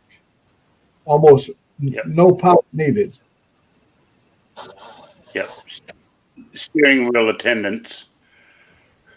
It would scare me to look up in the cockpit and there was nobody up there and the plane's flying. Now that would be a scary feeling. Did you look for a parachute to see if they'd left you one? I know for a fact that what they were telling me was to be the truth, because I fly a drone, 6-motor big drone, and I can actually program it, and it'll take off and fly 3 or 4 miles in a pattern, and come back and land on my landing pad without hands off. I don't have to touch it. It comes back when if I decide that I want to end the flight, I just hit the home button, and I can stand there and talk to somebody, and you'll hear it droning, and all of a sudden it'll come in and it'll start landing right back on its pad, non-assisted. Yep. So Yep. you can fly autonomous, without even having any hands-on. So you can imagine what the military would have. Oh my gosh, they got some sophisticated stuff. Do you have something, Dave? Go ahead. Oh, I thought you wanted to. I thought you wanted to chat. All I can say is that I've got to be quiet because I'm in the house now, and there's other people sleeping, and I make too much noise when I'm in here. But I can't get the internet outside, so I have to do it here. I was trying to get the chat as a whole. I was trying to get everybody to see Rod's work in the StreamYard, but that's just too difficult to do, which is a shame. But anyway, because it'd be good to share that artwork with God bless our mothers. It'd be good to share that artwork with the viewers in the. Oh yeah. But it's just too difficult. But that's all right. Enough. Please go back to the military stuff. We love that stuff. We love hearing about that. Well, I spent all of my life. Well, I spent 22 years of the 30 years at the company with just the military. And I did this other day. You may have seen this. I have shown this picture before. As you can see, some of the projects that we were involved in. I'm hoping that'll come out. Way up at the top, that little black little plane up at the top, that's the YC-14. That one right up there, the YC-14. That was a plane that I really enjoyed. Look at this engine concept right here. Upper surface blow-in. See the exhaust where the pipe's coming out over the stabilizer in the back. That's when we decided that upper surface blow-in would work. Yeah, right. The concept that we did for the military, and it was I spent 22 years of my life involved with them, and it's one of them deals you truly look forward to go to work. You had so much going on that you didn't want to miss a moment of it. We'd be so close to making a major breakthrough on something we was doing, and you wanted to see it through to the end, and we did. We had really we got to see a lot of fine things come along. Our military stuff was pretty, some really good stuff. It's a whole different world over in the military compared to commercial. Commercial, you don't have the redundancy that you have in the military. You have to be able to fly that plane in the most adverse conditions and failures of systems. You have to have triple redundancy, where the commercial is not required, because it would cost so much that you couldn't. It would cost you $1,000 to fly to Seattle coach. And now look at, you can go here and you can go to Birmingham and fly out of here for $175. You can't even buy gas to get to Mississippi for that. No. People harp. Oh, I'm telling you, people harp about riding on airplanes and stuff, but still, it's the safest mode of travel. And but you got people in there with tennis shoes on, and nobody dresses up to go fly. In the early years, man, when you went to fly, you dressed up and you looked nice, and now I'm sure over in Asia or somewhere of those places, when you take a flight, there might be somebody holding a chicken under their arm. Because I was wondering. I just saw a comment Hold on, I've got to get back here. Is that on there? Oh, yeah. Hey, hello. Look at that. Look at that there. That's your little man. That's my little girl, kitten. Hey, Let me bring that up over here. Hey, Rob, let me put him back up, Rob. So, look at there. Oh, look at that. Is that you? You're showing off. My little buddy is over by the bed. Yeah, she's on the bed. We're in the room here. Just laying here listening to the chat earlier. That's my little offsider. How about OC? Who is OC? He's coming in on. Is that coming through your link, Dave? Yes. So I tried to acknowledge them before by going over to my channel and not ignoring my channel. So a lot of people have come in to say good evening. OC, I've had a few conversations with and found to be the most erudite of gentlemen. There you go. He might call me out. That's not true, but he's been the most erudite of gentlemen. But again, I just want to lower my voice a little bit. So that's the joy of the internet and living with other people. Got to be considerate. Yeah, you got one of them voices like Leghorn, Foghorn. You have no trouble. You could do live theater. To be or not to be. That is the question. That is the question. I guess everybody quotes that line, and we use it for everything, to flour or not to flour. Sometimes when we're fixing pork chops, sometimes I'll cook pork chops just right in the old cast iron skillet. Sometimes I like to bread the pork chops, and made a nice batter and bread the pork chops. And so Angelique always looks at me and she'll say, flour or not to flour? Put flour, dust the pork chops with flour. It's really, really nice of you, Rod, to wish Frog what's happening to Frog at the moment. So I'm glad that you and Frog are connected. All I can say about Frogzilla is absolutely good people. I think you figured that out, haven't you, Rod? After having shared chats, it's not hard, is it? Frog is good people. Just finding out a bit of yarn.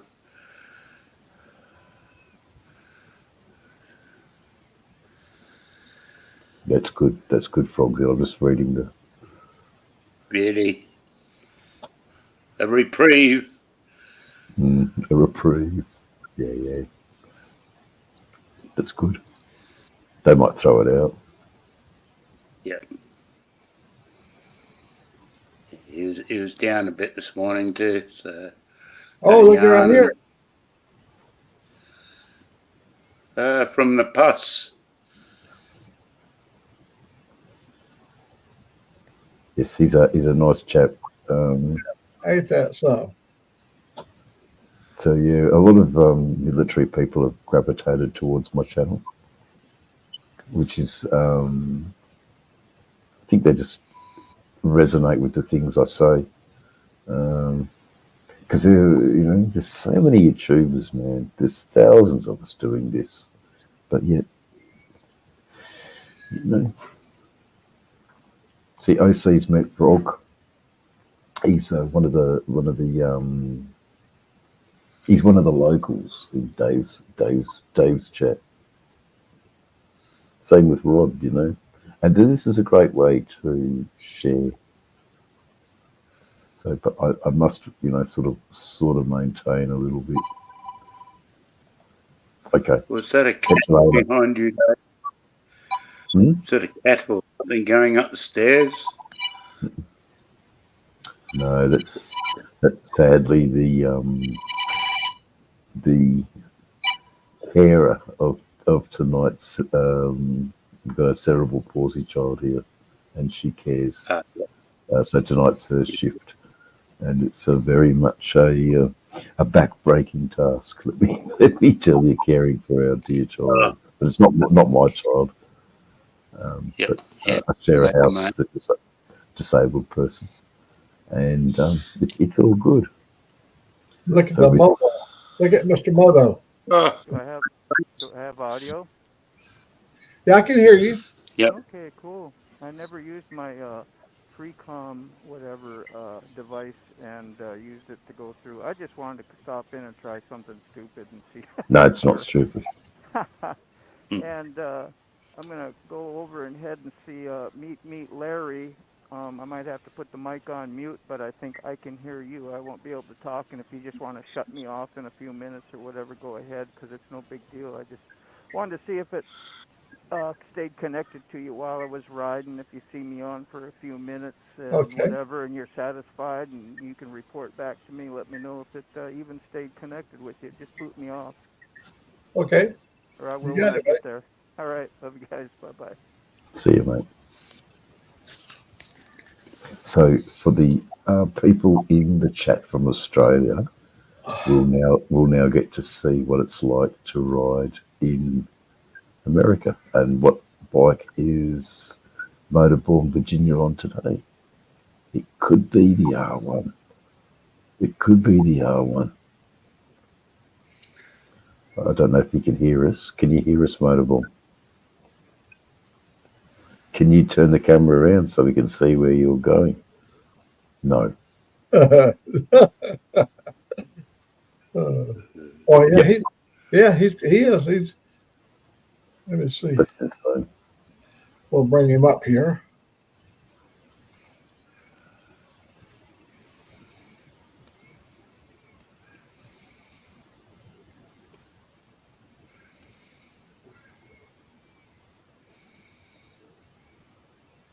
Still looks pretty cool, doesn't it?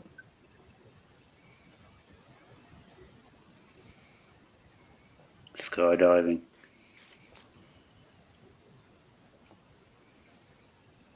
All right, can you hear me? Is that too loud? Yeah, no, that's perfect. Okay, I'm going to see what I can do here. Yeah, perfect. That's cool.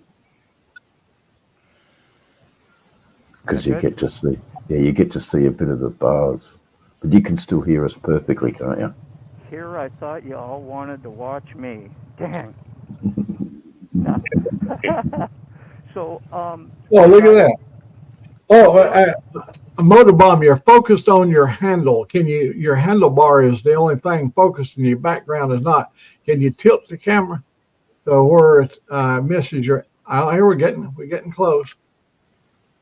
That's about the best I can get because I don't have a long enough extension here, which I do have at the house, but that's you know what? Okay. No, it's back on you, mate. Back on me? Yeah, definitely back on you. Dang, sorry, man. Yeah, there you go. There you go. Yeah, it's a learning curve. I will try. I was random, trying stuff here and seeing what we can do in the future. Or if there's any little rides, somebody like you say over in Australia, see me riding around here and wherever I'm at, and we can have the camera turned around. But the connection seems to be much better doing this than trying to hub off of my GoPro. You know what I mean? Yeah. All right, I'm back on the road. Okay, see you, mate. Sorry for stopping you. I'm going to leave the microphone on. If it gets annoying, just mute me, Mac. Will do, buddy. I totally agree, Gecko. Grand Central here now. I have to agree with Gecko. That is unbelievable. You're walking around like it's cold. It is. And so you can just come in with a coat. Oh, you've been outside? Come over here. Come over here. Where you going? Where are you going? Oh, listen to that. Listen to that. That's cool. Try to make some sound effects. Yeah. I did have a little bit of a. You can hear the engine, but that's really good. And your voice is coming through good. Yeah, I got my shield just cracked, I think, so I don't know if it'll let wind noise in. And this is using the mic that is for my Freecom 4 audio system. I wish I could have that hooked up to my GoPro. Man, it's James Bond sort of stuff, let me tell you. Hey, Moto, turn your hand backwards so we can see the American flag. Oh, yeah. Look at that. That is so cool. Look at it. Weaving and cutting and slicing. That's cool. Can you read that really quick? Before? Want to cup of coffee? Yeah, you did that. Oh, no, I think I'll pass on All it. right, I'll go do the dishes. All right, thanks. Oh, I love it, boy. When he lets off that throttle, Dave, it's just like an 18-wheeler with a Jake brake. Isn't it what? I love it too. I just made a comment about that.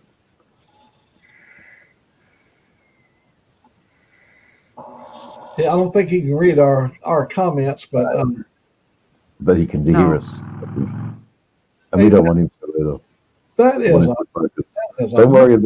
Don't worry about us in the studio, Motorboom. You concentrate on the road. Yeah, old Moto, he's on the cutting edge of technology wherever he's at. Look at him. It's amazing, isn't it? Oh my gosh, yeah. Rod, how would you think? You never thought this morning you'd be riding along in America with Moto. I feel like Dave in Australia right now on my badass motorcycle talking to you all. Yeah, beautiful. It's amazing, isn't it? Very. I hear John is our retired rider. You in there? I thought I hear his voice. I don't see him. No, we've got Rod B. Motorboom. Rod, yes. Yep. We got Rod B from Australia, and we've got hearing. we've got both sides of Australia represented. There you go, west and east. We've got Frogzilla in the chat as well, and he's just agreeing. He's agreeing that at 58, I would have never thought we'd be living like this. You know, so it is amazing. What's it going to be like in 10 years? That sound when the Moto lets off the throttle, when Moto lets off, that sound we're hearing is when Ray Gregory is sitting over on the porcelain bowl, you know, the back flush, you know.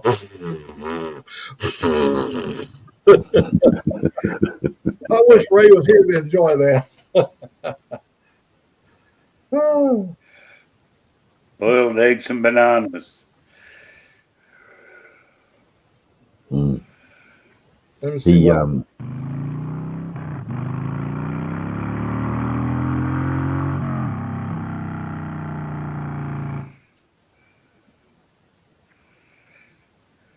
Yeah, I've got a chin mount on mine too. I'm like Moto. Mine's mounted up on a chin mount, and wherever your head turns, somebody said you move your head around too much. I mean, they said you was moving your camera around too much. I said it's attached to my head, and I don't care who you are. When you're riding, you're looking this way and you're looking that way. You know, you don't have a rear view mirror when you're on a motorcycle. You got to do that looking, and the camera's always moving around with you. But they got used to it after a while. 100%. They couldn't. Yep. When I went to truck driving school, they always said like every 5 to 10 seconds, you were scanning all 3 of your different views. Yes. If you're not looking around, you're looking for trouble. We're on the freeway and doing 70 miles an hour. Wow, ain't that something? Oh, there we go. Here's the Desert Outlaw.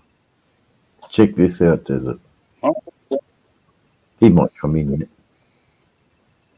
There's the Desert Outlaw. He's here. Howdy, He, Desert. he might pop in here in a minute. Dave, Desert Outlaw, he'll be in here as soon as he shaves. Oh. Yeah,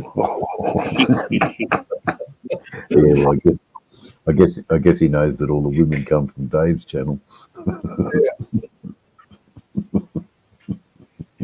Hell no, there's plenty of room for you, Desert. Come on. Yeah, come on in. And you get to see Moto out there riding his motorcycle on the freeway at 70 miles per hour. And we're seeing him live while he's out riding. We got two Aussies in here. They're right here. They're right there. They're over there. Both of them right in there. There we go. There we go.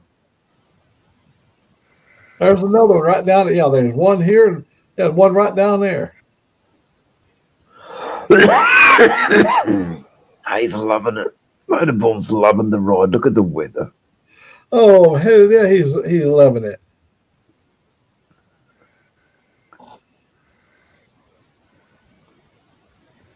That is an exciting thing when you're riding. Look how many years we spent out riding by ourselves, no cameras, no nothing, and just taking in the scenery. And now we have the capability, like what he's doing there, to share with people from maybe sitting up in a little apartment in New York. He can't even get out of the apartment, and they can come and watch Motorbomb ride out across the country. They can come to your page, Dave, and see all of the outback of Australia. And Rod, come to your channel and see the beautiful work and beautiful stuff that you create with your bare hands.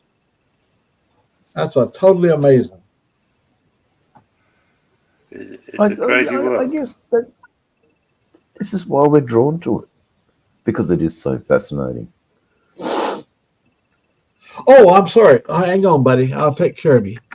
Hang on, little buddy. Now we got the Desert Outlaw all taken care of. I should be hearing a knock on the door, scratching. He like a little young tomcat.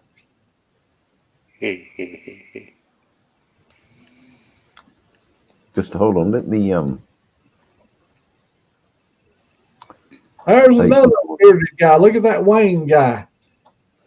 Right now, good morning, gentlemen.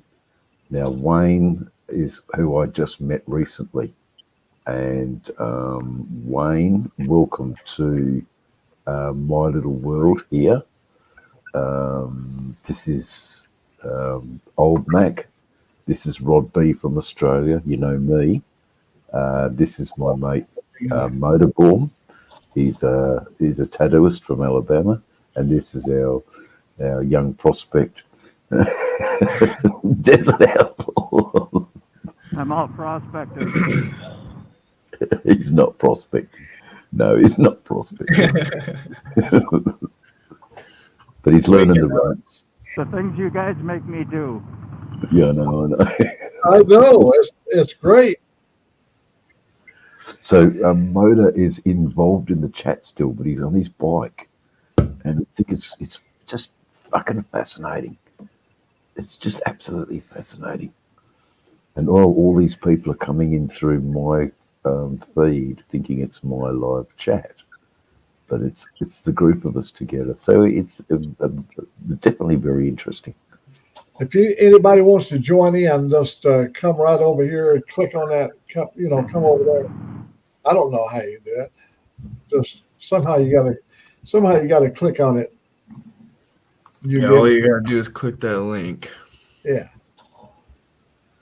So when I joined up with you guys earlier, I was about a mile away from my house, and I'm almost to the other YouTubers' destination here. That's how close we've been all this time, and this is the first time we're meeting together in Virginia, other than, well, when I went to BAM, I guess that's Virginia too, but that was like 6 hours away. Hey, are you going to be able to, you're going to go through the tunnel today? Are you Motorbomb? Are you going to go through no tunnel? Okay. Man, I thought that would be oh no, you'd lose a signal going through the tunnel, wouldn't you? Sometimes. It does pretty good on my phone usually. But I've never done this on my phone. I mean, like conversations or, it's usually pretty good. Telephone. It's excellent. All right. Now listen to that bike, guys. Listen Is to that he? bike. Are you streaming off your phone? Yeah. On his bike. That sounds super good. Oh, well, that's Yeah, that's the best. All right, making the left turn into the meeting place up here called Hoss's Deli. And you can ride right into the back. You go around the back and they have hog parking back there. See, I'm going behind the building here.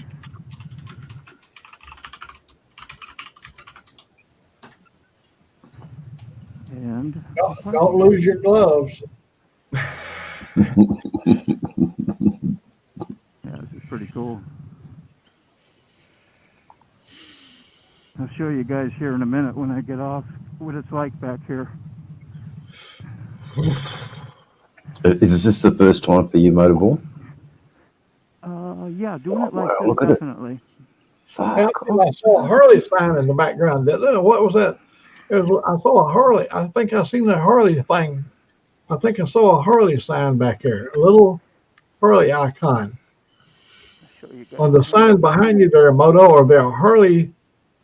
Are they a Harley thing? Whose dealer are you at? Yeah. I thought I saw a Harley over in the corner of that wall. Look, right there you go. There you go. Keep going. I guess I saw the H. I thought I saw. I see it.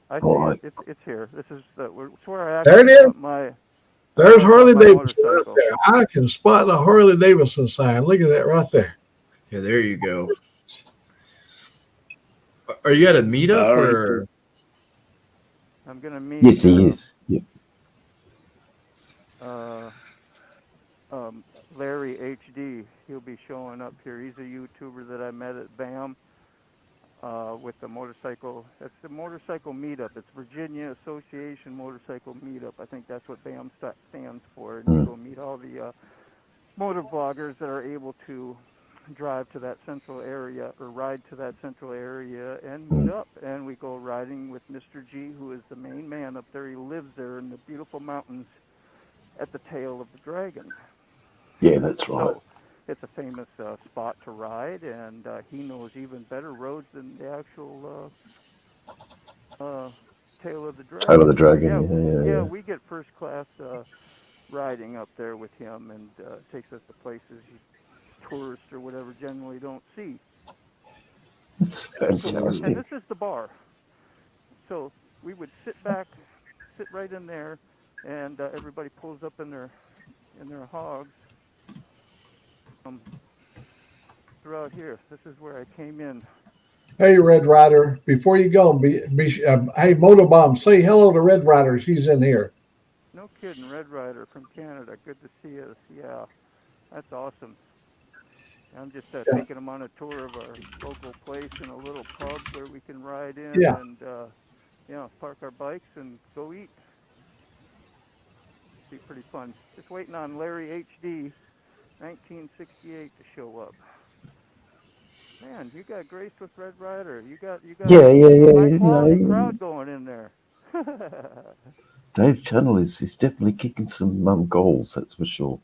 I won't bore Red Rider with too much of my, accolades for her. She's busy and it's late, and she needs to get to her destination. Let me make sure I say hello to Red Rider. Oh, my heart goes out to you. You're the greatest little lady.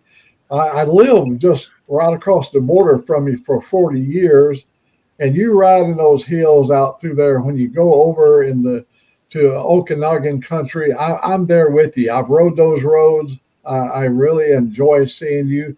when you're out there working in the shop, oh my gosh, it is so refreshing. And when you taught your sister to ride a motorcycle, Red Rider, I taught my relatives how to ride. My younger sister, I took her for many rides on my motorcycle, and you brought back such great memories, Red Rider. Thank you very much. You do so much for every one of us. I think somebody's pulling in here. Let me go back to Moto here. Here we go. Might be Larry. So I was watching some VAM videos, and in the background, if you look real closely, you can see Ray eating. Oh, really? Yes, this is Larry. Oh, somebody come! Look at somebody come riding up in there. How you doing, Larry? I'm on a live. Are you cool with that? Right on. This is meet Larry, you guys. Hey, Larry, how you going? Hey, Larry.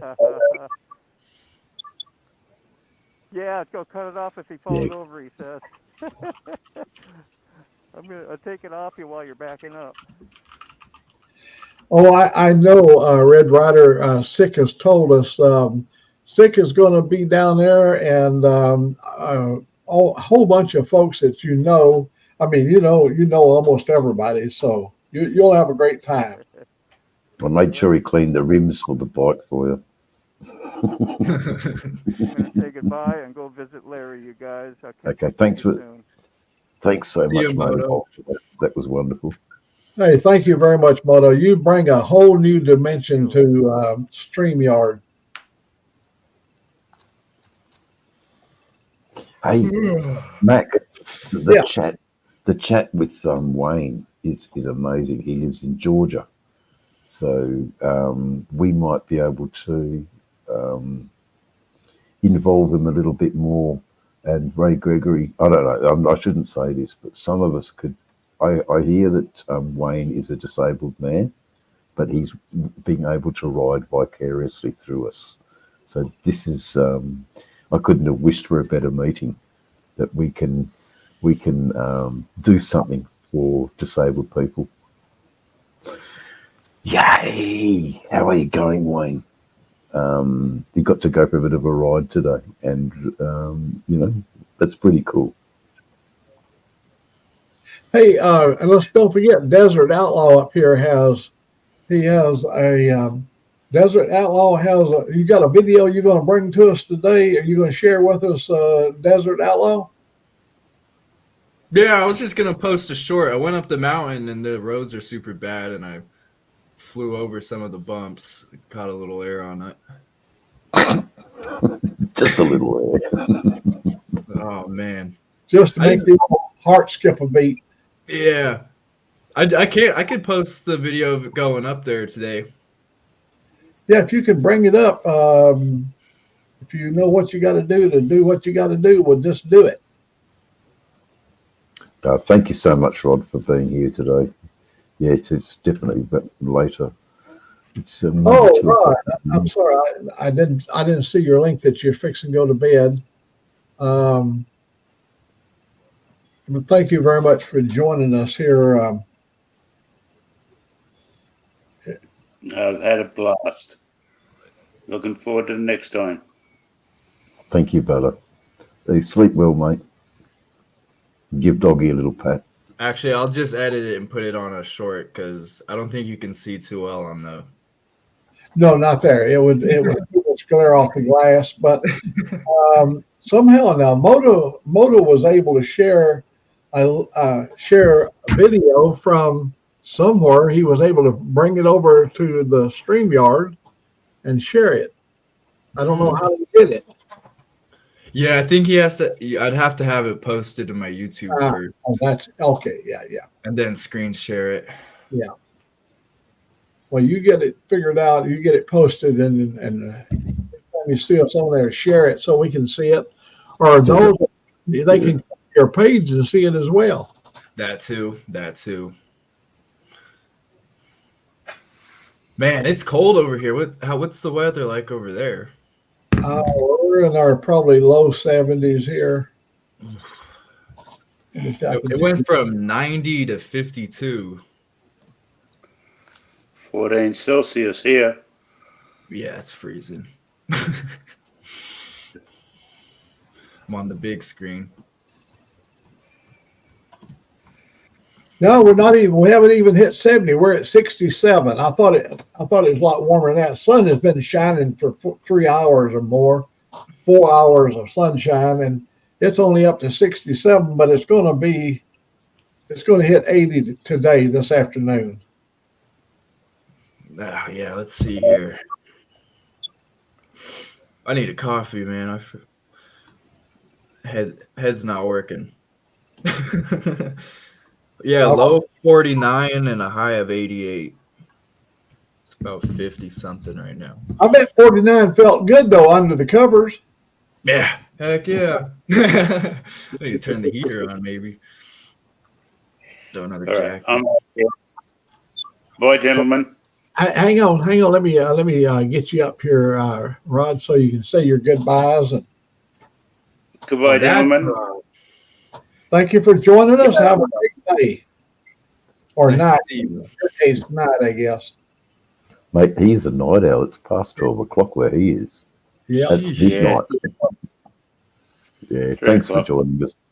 It's 3 o'clock in the morning. Fucking hell. 3 o'clock. Love you, brother. Wow. All right, guys. You take care, eh?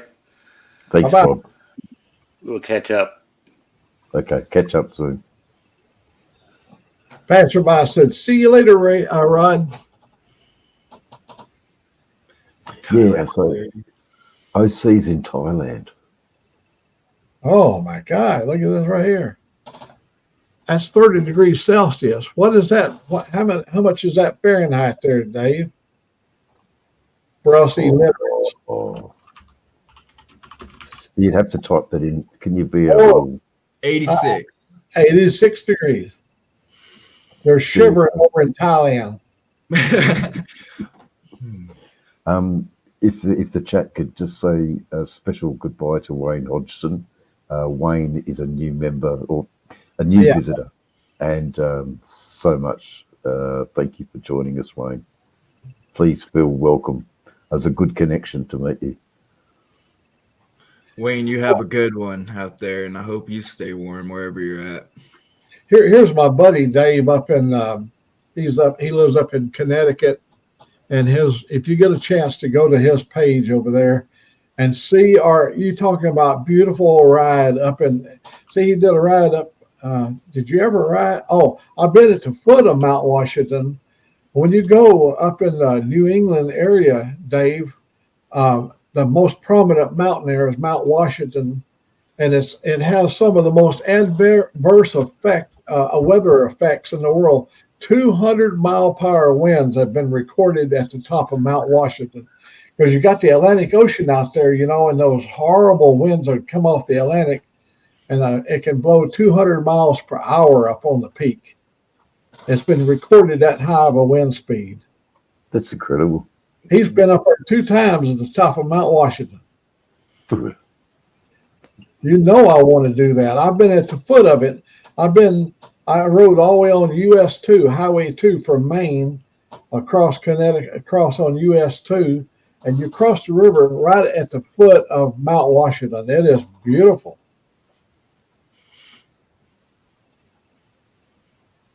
It's a real mountain. We call a lot of things here in Alabama a mountain that's 6,000 feet high, and up in Washington, that would be a foothill. Mm. Yeah. That'd be like Everest for here. Yeah. Yeah.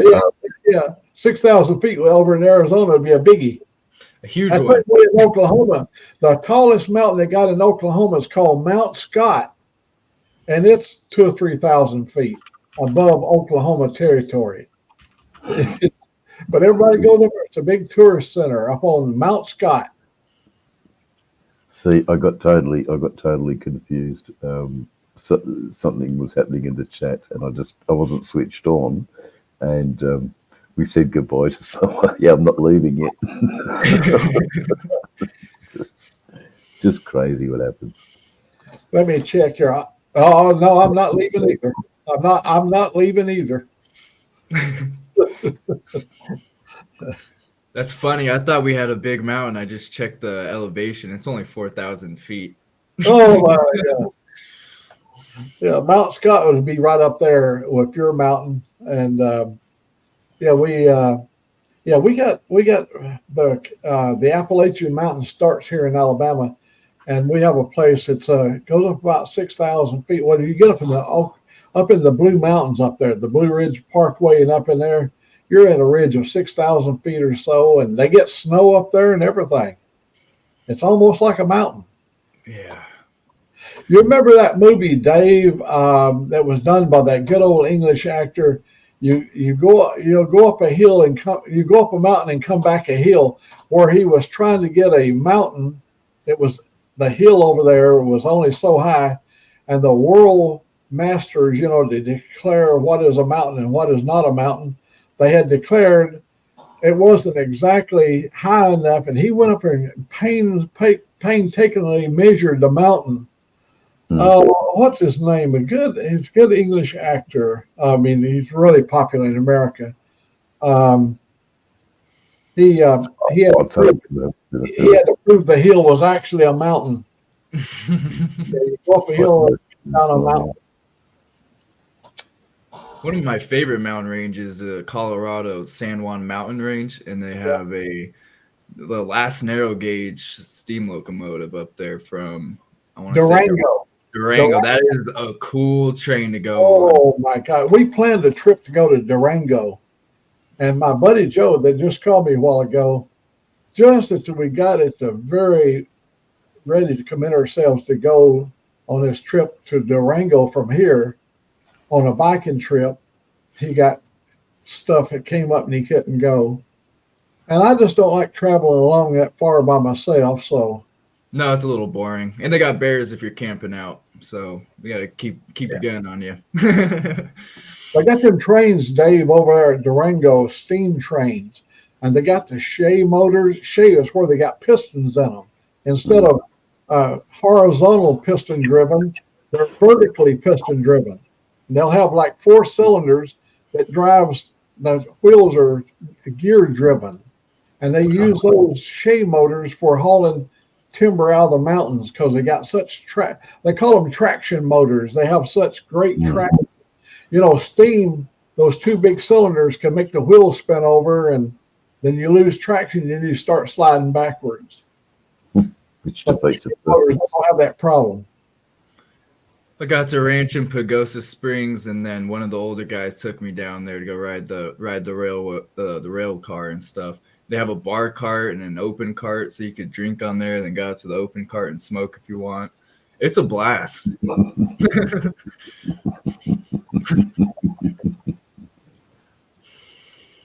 Yeah, the Rocky Mountains, John Denver. I think probably John Denver made the Rocky Mountains more famous than what they are. Rocky Mountain High. Absolutely. Absolutely. And then what was that one? What was his name? The one that has got dementia. By the time I get to Phoenix, she'll be rising.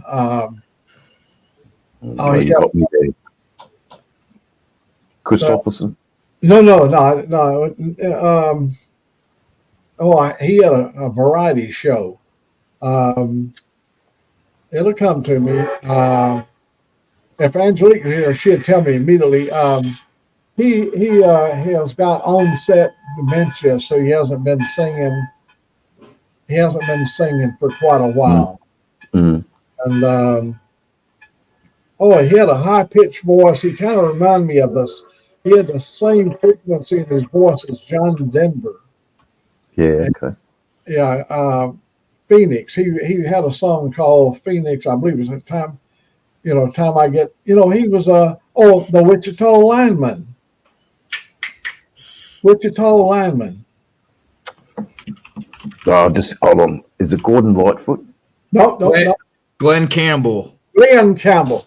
Oh man, Glenn Campbell. He made traveling songs. It was spot on for a guy like me that did a lot of traveling, and I have traveled across the countryside knowing that there was a little heifer over there waiting for me to come and get under the covers with her. Oh And yeah. within 1,200 miles of that destination, the love would grow stronger and stronger. Oh, yeah, Glenn Campbell, buddy. It was unfortunately he. I don't know if he's still with us. Does it show he's still alive? Let's see. I think he's probably still with us, but not doing anything.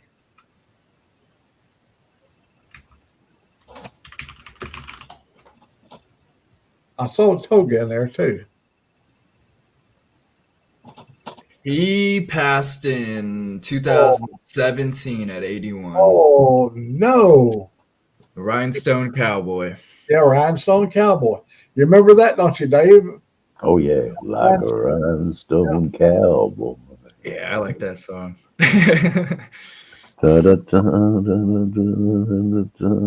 rodeo. That's the Yeah. part. I used to be known as the Bourbon Cowboy. Yeah. I'm talking about during my cowboy days when we was making the transition from being a cowboy. I was a cowboy when I first got to Boyne. And so after a while, a lot of my friends would call me the Bourbon Cowboy because we were known for taking a drink. Oh, absolutely. Right before you ride and during. That's right. And a 6-pack in the saddlebags. Yeah. Now listen to this, boys. Now we only had that jug of whiskey in the saddlebags for snake bites, and we got bit a lot.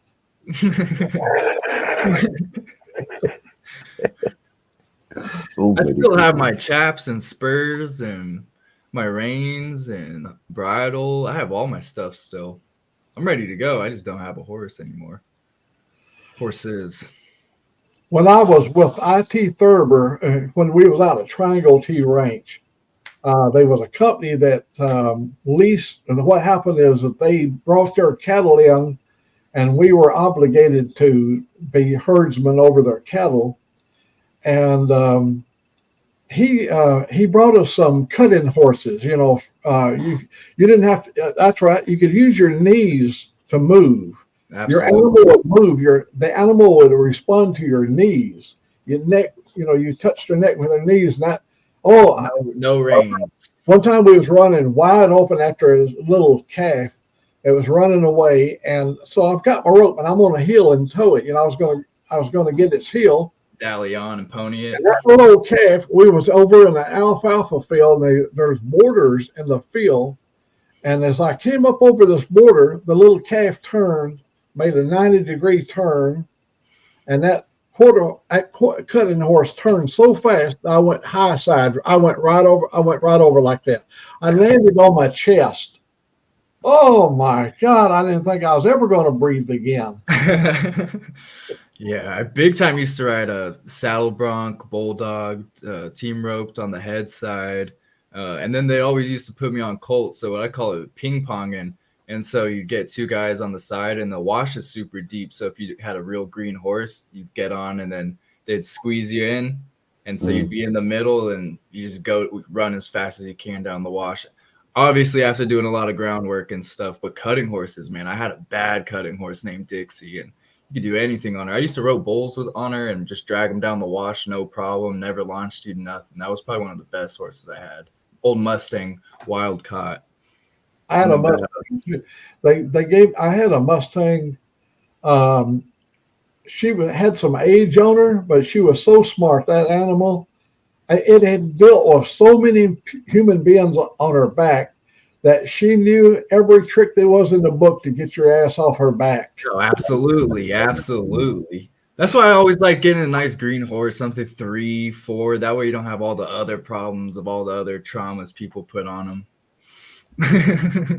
You know what a double girded saddle is, you know. You probably run across that in some of the Broncos you'd ride. We used to cinch, and what we do is on that back one, you take your knee and you raise up against their belly, and then when they would suck in air, you just pull 2 more notches on that belt. That was Absolutely. the only way you could keep that saddle on their back. Yeah, they blow out their stomachs when you pull the cinch. They would actually see you walking up, and they would bloat their bellies, and you'd throw the strap around them. And when you think you had it tight, they'd let the air out, and you'd be 2 notches loose, and your ass would slide off the saddle. Yeah, you got to give them one of those real quick. That's right. They do it though. They do it, and they lean on you when you pick their feet. Now, I used to have this cutting horse, and it was bridle shy. It just did not like the bridle. And you take your fingers and stick in the nose hole right here, and you lift their nose up like this. And when that upper lip would come up, then you could slide the bridle in over their teeth, and get it in place. But you had to lift their nose up to get them. They would hold their head up as high. They would think they could get their head high enough, you couldn't lift it up. Yeah, then you got to pull them down. When you're young and strong, you can do that. You get the bridle in their mouth, Once you get it in there, the most pleasant riding horse in the world. But don't like that bridle. No, a lot of them don't. I don't like the bit, That's why I always felt like it was good to ride in a snaffle or something super simple. Single break in the middle. Yep. I've seen guys back in a long time ago, they used to have the horrible bits that would cut their mouth. It was a wicked way of handling an animal that was that would spit the bit out.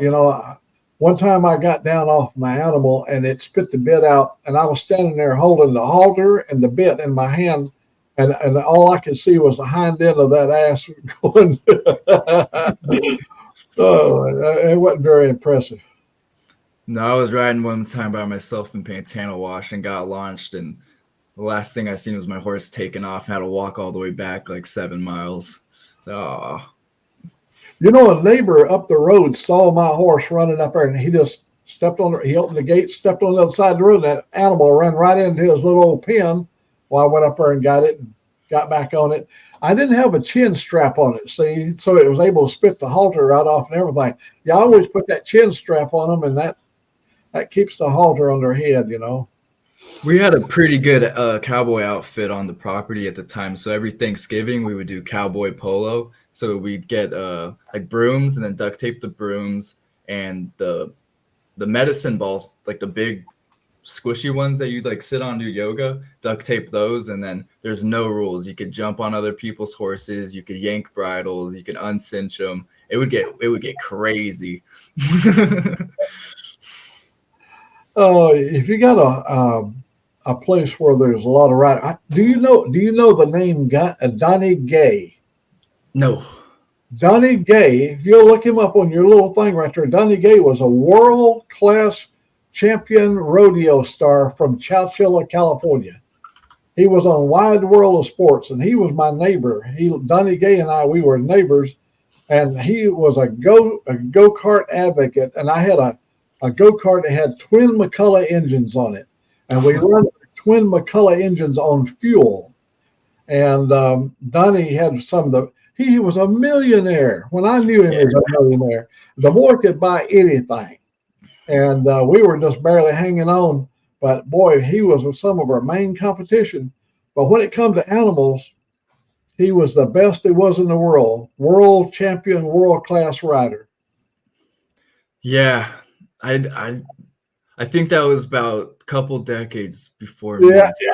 But it was back during our time. My brother and I, we worked on the ranch, and they always gave us a really good horse, because a lot of times they would take us up to Mariposa, and you're 80 miles from anywhere, and you needed to have a real good animal when you're riding range or riding a fence. Because you pack a pretty good load on when you're riding fence, because you got rows of barbed wire, and they're pretty heavy, and you got all your staples and all your stuff you need to mend fence. And we rode up there in Mariposa, and also rattlesnakes up at Mariposa is very much like where you live. When you go out into some of the outback places you ride in, snakes was always an issue. Snakes here too are a big issue, especially like when you wake up in the morning, you want to make sure you shake your boots out.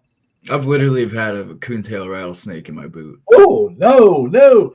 I'll tell you another thing we had in the Mojave Desert was them damn little black scorpions. The emperor ones, I think. They would sting you. They didn't even need a reason. I woke up with a centipede, one of those big red and yellow black ones, like a foot long in the bedroll. Well, Sleeping bag. well, yeah, we've run across a lot of animals. I tell you another thing. We had over in the Mojave Desert, we had what you call a Gila monster or whatever they like a fat lizard. Gila monster. Yeah, them things will bite you too. They're venomous. Yeah, the orange and black ones. That's right. Yeah. Um, They'll yeah. just be out on the road. When you was out there, especially when you had to sleep out under the stars, they was told that if you took a rope and put it around your sleeping area, that a snake won't crawl over a rope. And I don't know if it's true or not, but I have done that many a time. I've put rope out around where we're sleeping, and I've never had one to crawl into bed with me, but I always laid there and thought about it. Yeah, the peace of mind is good. So if you need the rope there, let's put the rope down. Need to sleep. Yeah. Did you guys ever hobble the horses if you guys went out hunting or anything? Yeah, sure. Yeah. Like an Aurora, whatever they call it, when you put them over. We've had the hobble horses before, especially a horse that just wanders off, Yeah. If you didn't have a corral or something you could put them in, that was the only way to keep them from wandering off. They don't take long for them they can wander off without even making a sound. Yeah, they do. I woke up with missing 7 one time. I got yelled at by the owner. Spent all day looking for him. We went on a 2-week pack hunt trip in a San Juan mountain range for mountain lion, and me and this younger kid Jeremiah, we hobbled him but didn't tie up we didn't tie him to a tie line or anything. And when we woke up, only 2 horses were there. Yeah, I got my ass whooped for that one. Well, we never owned any of our horses. Ours are always a rental horse from the company, like IT Thurber. They would bring it. So we almost never had the same horse twice. No. They'd come in with a herd of cattle. They would bring 3 or 4 horses with us to work the cattle, and we never know what was going to be crawling on to, Some were responsive and some of them was just skittish. And the worst is when there was also a wrangling outfit too. And sometimes I'd get on some of the colts and go for like a 2-hour ride, but I'd have like 10, 11 people behind me. And I'm just thinking, like, if my horse takes off, these horses and people are gone, I'm like, I think our cowboy days are some of the best days of our life. I think one of the reasons was we were young, and I remember when my brother and I, we were working at a milking dairy, and the cows would get a term, I believe it was called acid anemia, where you actually had to mix up a gallon of brown sugar and water, and you had to take a hose and you put it and you pour the sugar down the cow's throat for them to. It's been like an insulin shock, I guess. Acid anemia. For bloating, right? I've heard of that. Yeah, bloating. No. That's when they would actually go pass out from lack of sugar, and you would give them the sugar, and it would bring them back almost immediately. Dang. But bloating, I know you've done it too. We went out and we had to stick. Every cowboy's got a sticker with him, and you go back there and it's just one quick stick, and they're tough. That skin is really tough. You got to be committed when you go. Get out of the way. Don't have your buddy standing behind you, because he's going to wear all that green shit as it comes out of the hole. Yeah, I learned the hard way. Yeah, first time ever doing it. Oh. Let me tell you, when we was working the dairy, we had a bull named BB, like the BB gun. And so they was breeding days were certain days of the month. And when the cows need to be bred, it was time for them. So you take them up, and the bull would know immediately if it was right. And you tie them to this pole. So little Jersey cows, and old BB was a big old white face, and he'd come up there. Well, my brother had to get on the front by the head so she couldn't start moving away from the bull. And when that old bull come riding up there, he missed the target a little bit, and that thing comes sliding up over his back and squirted Robert all over. Mhm. Oh, Robert was just, I mean, Oh yeah, covered. oh, he could be on here today. He would be so embarrassed. But I'm telling you, when he's ready to go, you think, oh, this is going to be an ordeal. No, when its time is right, we could do so many heifers. We'd bring them up there and line them up. It was just, we'd be smoking a cigarette while the bull's doing his job. Next. Yeah, you're probably more tired. You end up being more tired than the bull. Yeah, you turned him loose, and yeah. Oh, and I tell you what I used to love. He'd be standing there in the little breeding area, and he'd turn that nose up, and he could smell that. I don't know how far away he could pick up the scent, but he would do that. Yeah. That was a good life. We enjoyed all of our life. They was hard work. But, after a day of hard work, you go and your night is over with. The party just begins. As soon as the day's work is over with, it's party. Partying time, big time. That's right. Till 11. Them Cowboys know how to party. Yeah, they do. Heck yeah. I could just keep thinking back. Crank up some of that shit kicking music, Yeah. Whiskey comes down. Whole bunch of beers. I'm glad you looked up Glenn Campbell. I could not pull his name out, but I'm sorry that he's passed on, but I figured this length of time. But he left I forgot about the Rhinestone Cowboy. That was a big hit. That was a big hit. Well, Wayne is enjoying our little show this morning, and passerby, what she has to say.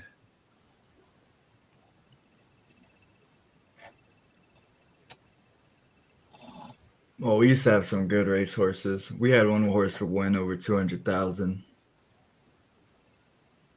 Risky. Yeah, we got a chance. My brother Robert and I on two really good quarter horses that we brought in. I love a quarter. A lot of guys talk about the thoroughbreds.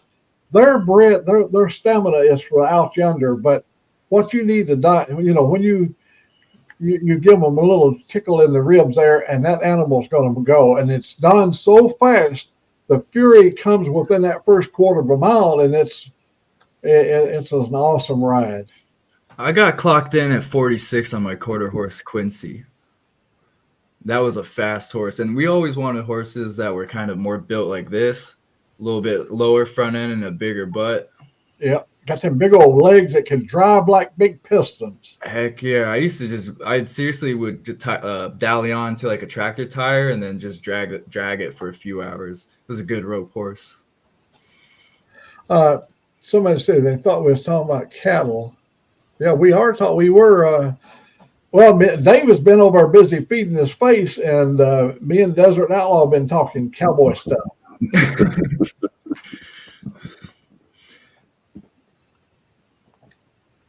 I like this way. Do you know who Pat Pirelli is, Mac? No. No? Okay. He's probably from your generation. Maybe Hooligans. Oh, yeah. It's something to do with, is it in music? No, he was, he was like, I guess a world-renowned horse trainer, kind of like Buck Brenneman, but we were neighbors with him up there in Colorado. He was real cool to ride with. But if you don't know the name, then it's kind of neither here or there. I don't know if you saw a video of when we were cowboys in Colorado. Me and old Floyd Potts, we had to fight our way out of the bunkhouse. The cowboys, we gave them several warnings. Well, Floyd gave them several warnings about piping down a little bit. We were cooks. We had to get up at 2:00 in the morning. We had to, stay out to 9:00 at night, and we had to sleeping hours we had to have so we'd be fresh for the day. Them cowboys would come in all drunked up and hooting and hollering, and we had to fight our way out of a nest full of cowboys over there. You ain't lived until you knocked the cowboy out, you know. Oh man, or get knocked out. It can go either way. Yeah. I was always the younger one, so I'd get my fair share of blows. Well, or they come by and rope your legs really quick and drag you a few feet. I'm going to leave my stream going for a bit because the people in my chat are getting so much out of this that I'm just going to slip out and have a quick smoke. I'm not far away. Yeah, leave it running, Dave. Jim Hartman. Mac, you're going to have to keep up with the comments and keep putting the comments up. That's your job. Yeah, that's my. Not that I'm telling you what to do. I want to say there's a video of Jim Hartman, which looks like Frogzilla's dad, cutting buffalo on an Appaloosa. I might have the name wrong, but that sounds super familiar.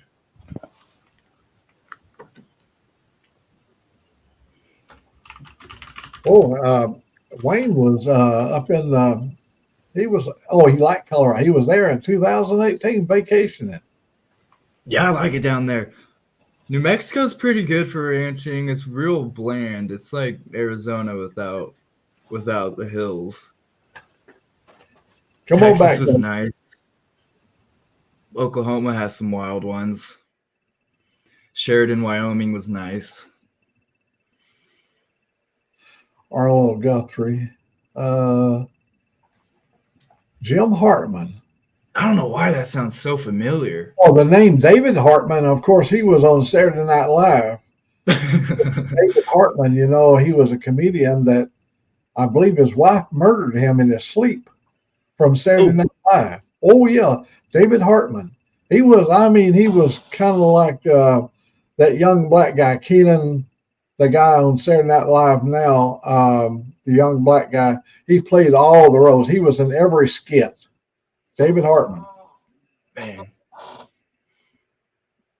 Yeah, wives will do that. Man, girlfriends will too. Yeah, they will. They get a little envious and throw the sugar in the gas tank. Oh yeah. They can be very vindictive. Especially if you move on from them on to somebody else, and the word gets back to them who you're with, and they say things like, "I can't believe you're with that skank." Sorry. Well, I was with one before too. She's a better skank than you are. Yeah, she's just a little nicer.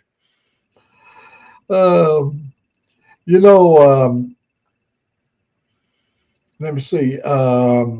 You know what rodeo sex is, Desert Aloe?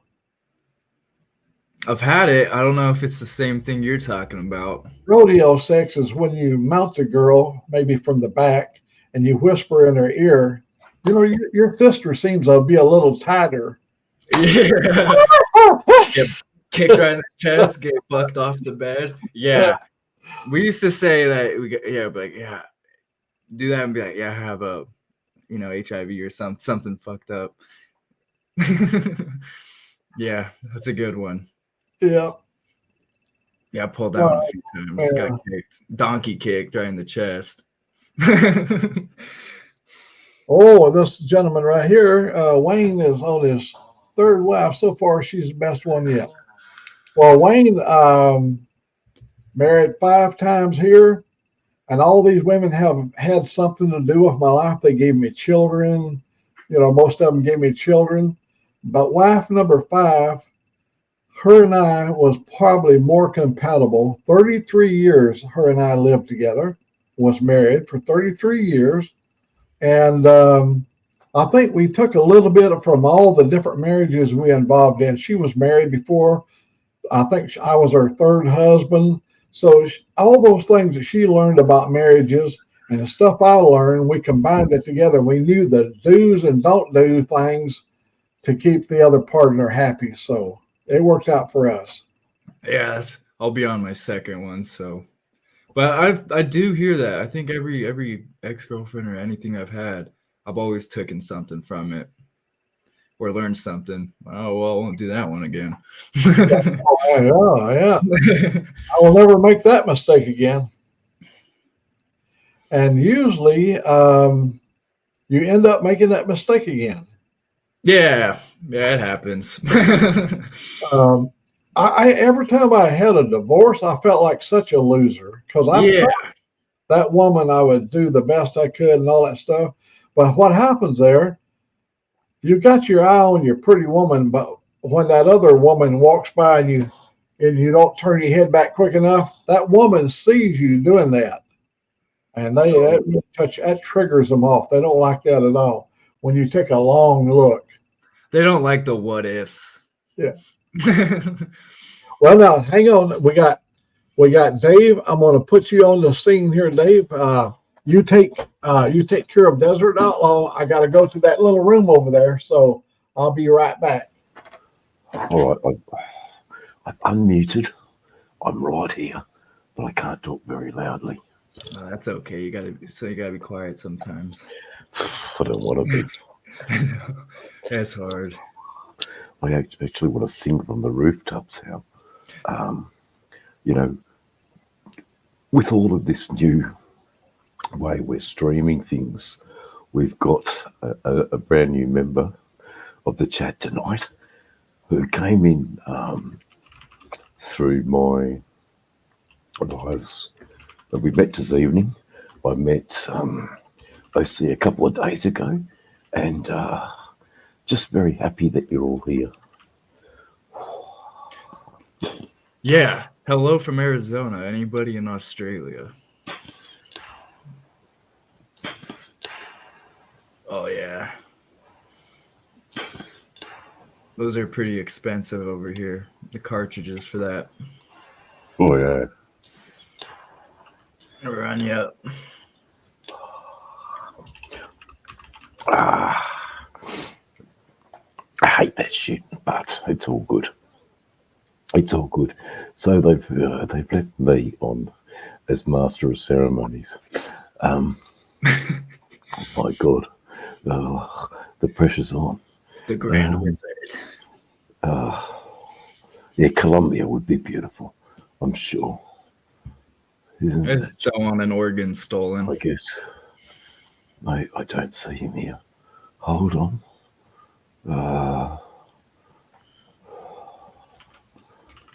Dave is in the chat. I'm here now, Tolga. I'm just looking at the chat and trying my best to respond to everybody. He's on the StreamYard chat, so when he chats on the StreamYard, it goes to the YouTube, but the YouTube won't see some of the StreamYard. That's why some of my comments are random if I'm addressing somebody that's not in the YouTube. Plus, it's shared to his YouTube, so we have his Australian audience over there as well. So it's kind of a mix mash a little bit. Tolga, I hope you're doing good out there. It is so cheap to go. It's cheaper to visit Turkey than Australia. I found out. I was looking at flight prices, and it's only like $700 round trip for over there, and then still like $2-3K for Australia. I was like, man, which doesn't make sense. Man,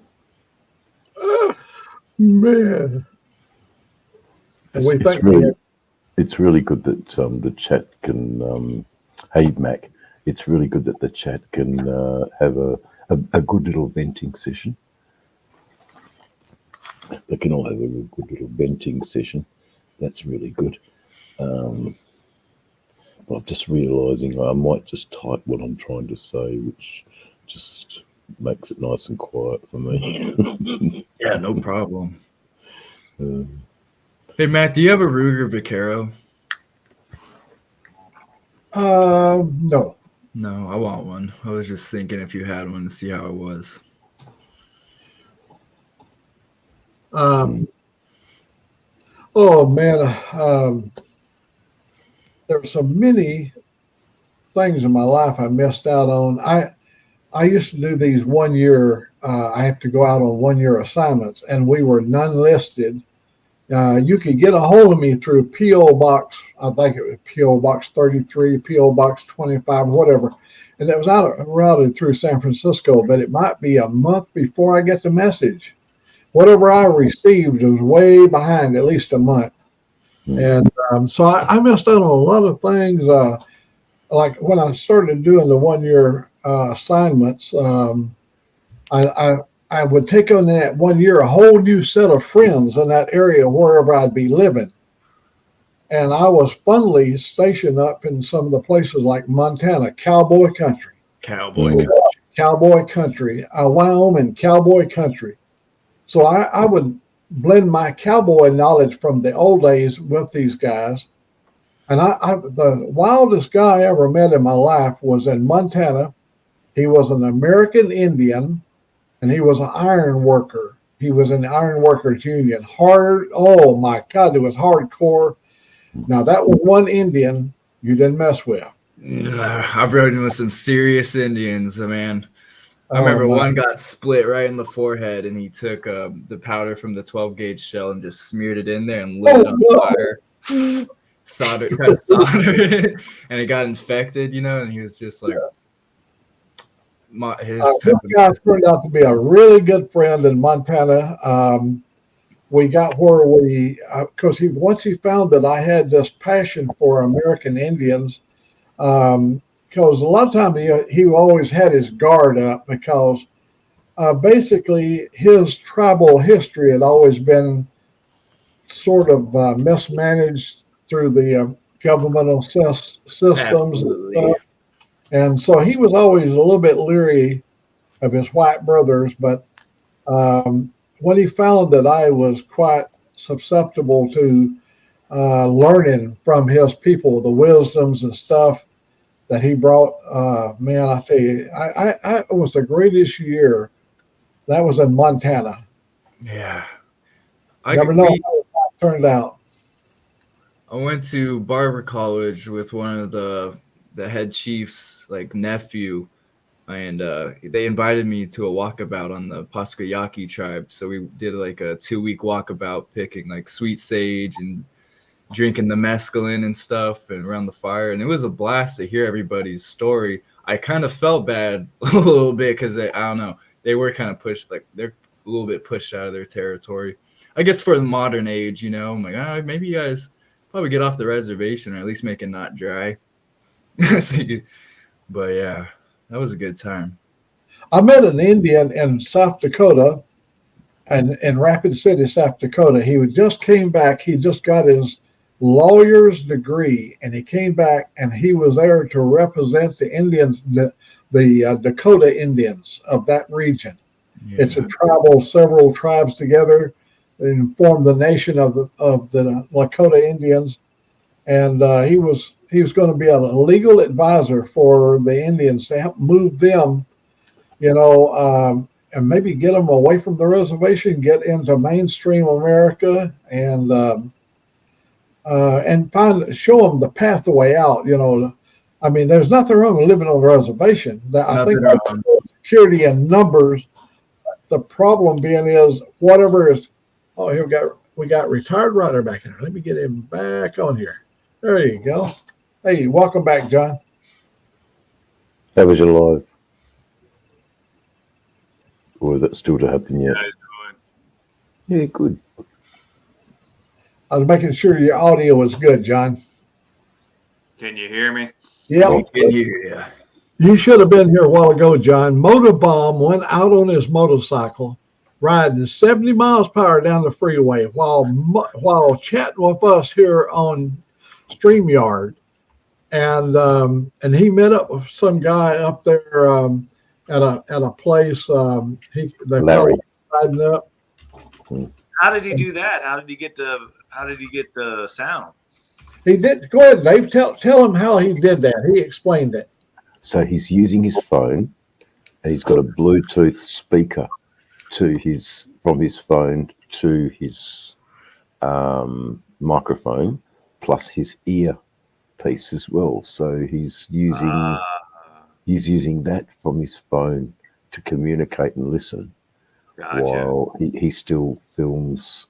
And we wanted him to film the road and the scenery, but that didn't work out, so we just had to look at him. But we got to see a bit of the roads and the trees flying by, and then he went to a really nice place, and he met up with a guy called Larry 86, I think. Yeah, had a digit. Yeah. So he's a fellow YouTuber that I'm sure we're all subscribed to. So it's the whole meeting was about meeting the fellow YouTubers.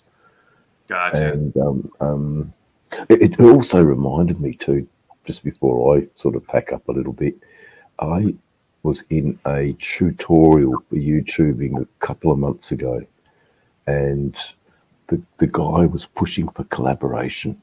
It's so important to collaborate, and what we are doing here is collaborating, and this will see our channels grow, because four's better than one. Excuse me. Four is better than one.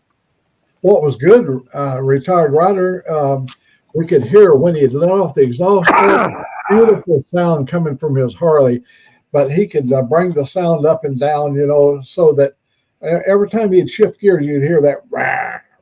It was really nice, but it wasn't blaring. It didn't dominate everything. He talked while riding, crystal clear audio while he was riding, and yet we could hear the sound of the bike. That's cool. I didn't know you could do that. No, we just learned that today, right, Dave? That's right. Wow. Oh man, I'll have to figure out how to do that one. Well, Otterbaum can tell you step by step how he was doing that, and it looked pretty cool.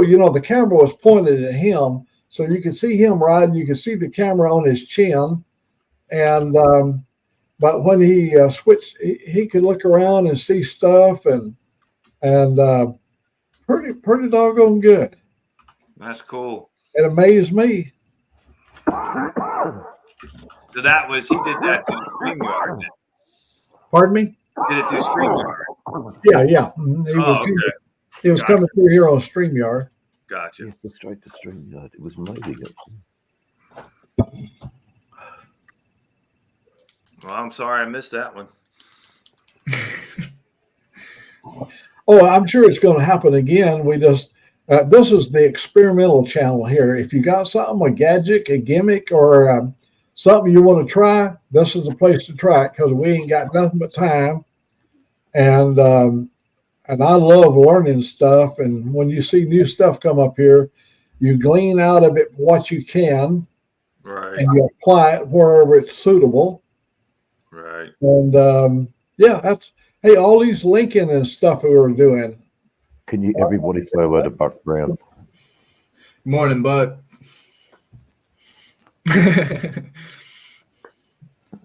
Are you still sick? Oh yeah. I heard they weren't having the karaoke, so Sick brought his bump box. Boom, boom, bump. Bump, boom box. Oh, yeah, they did. They took the 1,000-watt brain teaser. If you walk with that on your shoulder, your mind will never be the same. Crossed over to the other side one too many times. Yeah. I gather they got down there safely. Oh, by the way, Buck, guess who was on the channel this morning? Buck, we had Red Rider. Red Rider, she's going to be down there in just 2 days. She was on my channel this morning. She was on somebody's channel. She might have been on Dave's, but she was coming through on mine, and she can see us. So she let us know she's going to be down there in 2 days. She's a real gem. Yes, she is. Yeah, good head on. All right, fellas. I thought I seen you guys still on here. I thought I'd pop in. I'm gonna go hop on the bike and spend the afternoon out on the bike, get some motovlogging in, and try to have a good day anyway. We're gonna watch. I keep hitting the wrong one there. We're gonna John. We're gonna be watching out for your video. When you get it posted and get it up, we'll be watching. All right, brothers. I appreciate you guys. How we going, buddy? We appreciate you, Bob Retired Rider. Yeah, I won't use your government name. Sorry. Your government name, yeah. We have Mr. B as well. And Mr. B. Right, here we go. Put a huge dent in the property so far, and yes, we will have karaoke. It's a bit primitive, but considering the circumstances, it's an amazing thing, Buck, that you can have anything at all down there. But I'll press sick for some questions later on, like driving in there, the carnage that you guys must have seen. There you go. There you go. Mac's getting quick with that. Yeah, I'm here to please.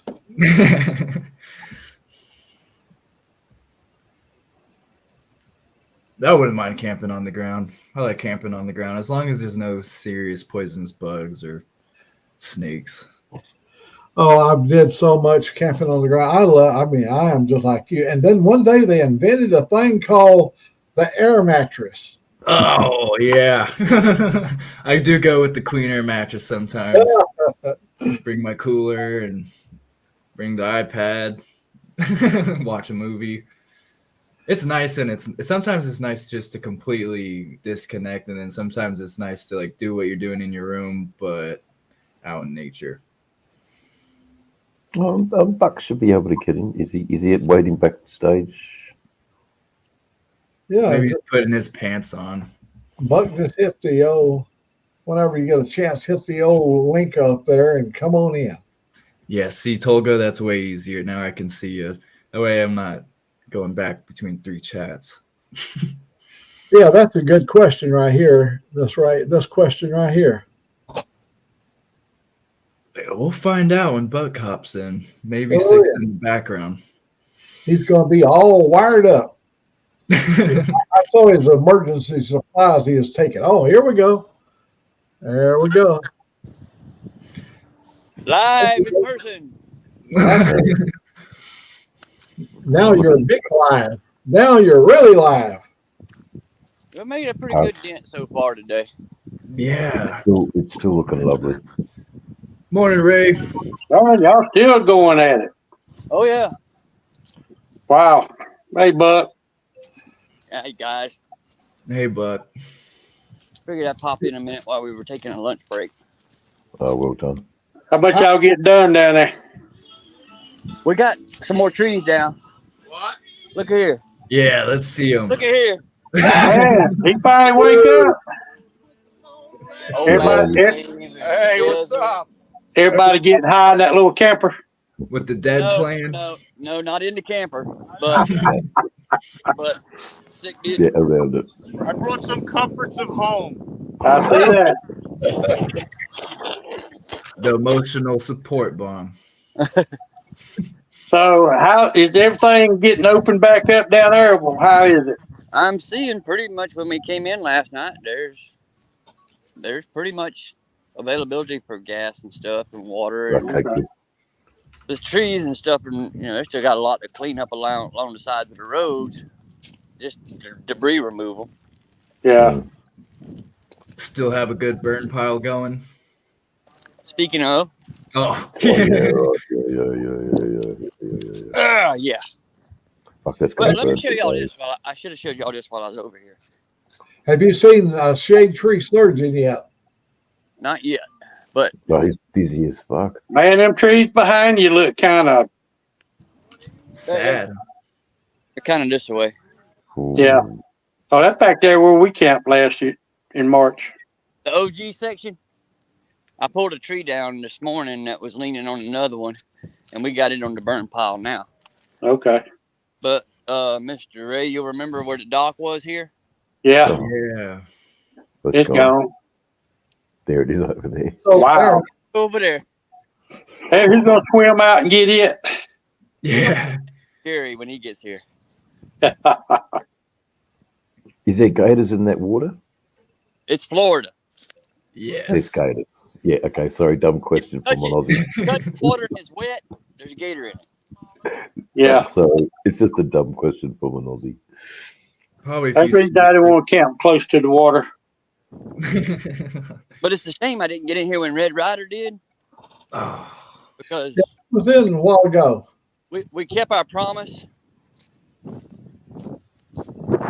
Oh yeah. Oh, Yeah. She may be watching. I mean, she may be still watching somewhere, but she's not on the chat here with us. We got it here for her. Waiting on her. Yeah, she'll be there. She's coming down. That's a nice flatbed. I think Where she y'all flew got out. for her to stay? They Last year she stayed in. the cabins and stuff are still intact. Okay. We got the pub tore down this morning with the backhoe and got it put on what was left of it. Because there wasn't no saving it because the tree went right through it, as y'all saw on Safe Tree Sound. Yeah. But I'll show y'all where this tree was at back here, Mr. Ray. You'll know where the burn pile is back here by the OG's Yeah. fire pit. Brown Chicken reckons it's his bike. Oh, I thought it was your bike, Buck. So the water, is everything dried up down there? Yeah, the water's back down and the roads are clear.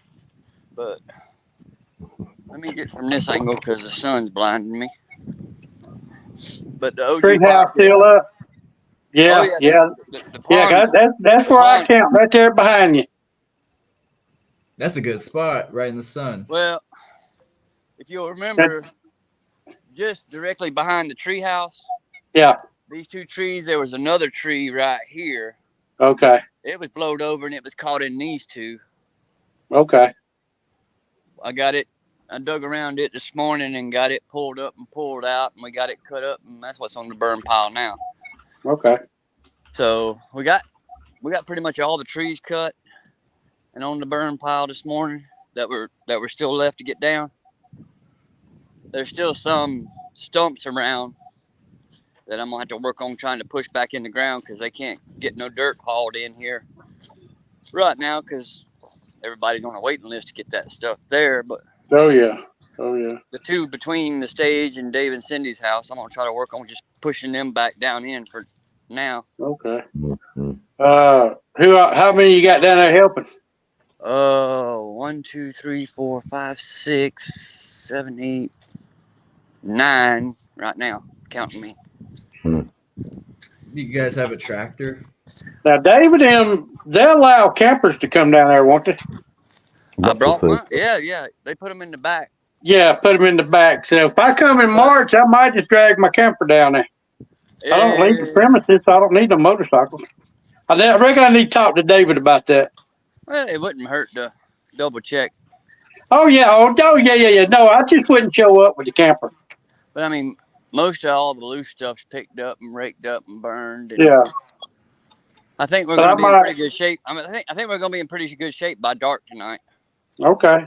Yeah, I'll call David before March and see what he says.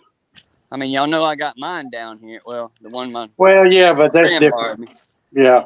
Because this is fully self-contained. It's got its own generator and stuff. I don't have to rely on them for nothing. Yeah, I would have to pull the batteries out of my boat and bring my other two batteries with me because mine runs off of batteries and power. You were asking about a tractor? Yeah. Okay, look at that. There you go. Back I was home. gonna say that's a lot of work with that. Not a lot of work with that one, but I mean, having a tractor makes it that much easier. This is my mom's. Katie might even come with me. Oh, is that the one you were repairing? Yeah, that's the one I fixed the stalling room today. Nice. On the hydraulic rams at the front there. Oh, it's got the bucket on the front, and there goes David. The 3-point in the back's nice, but having a bucket is super nice. Well, the thing about this tractor is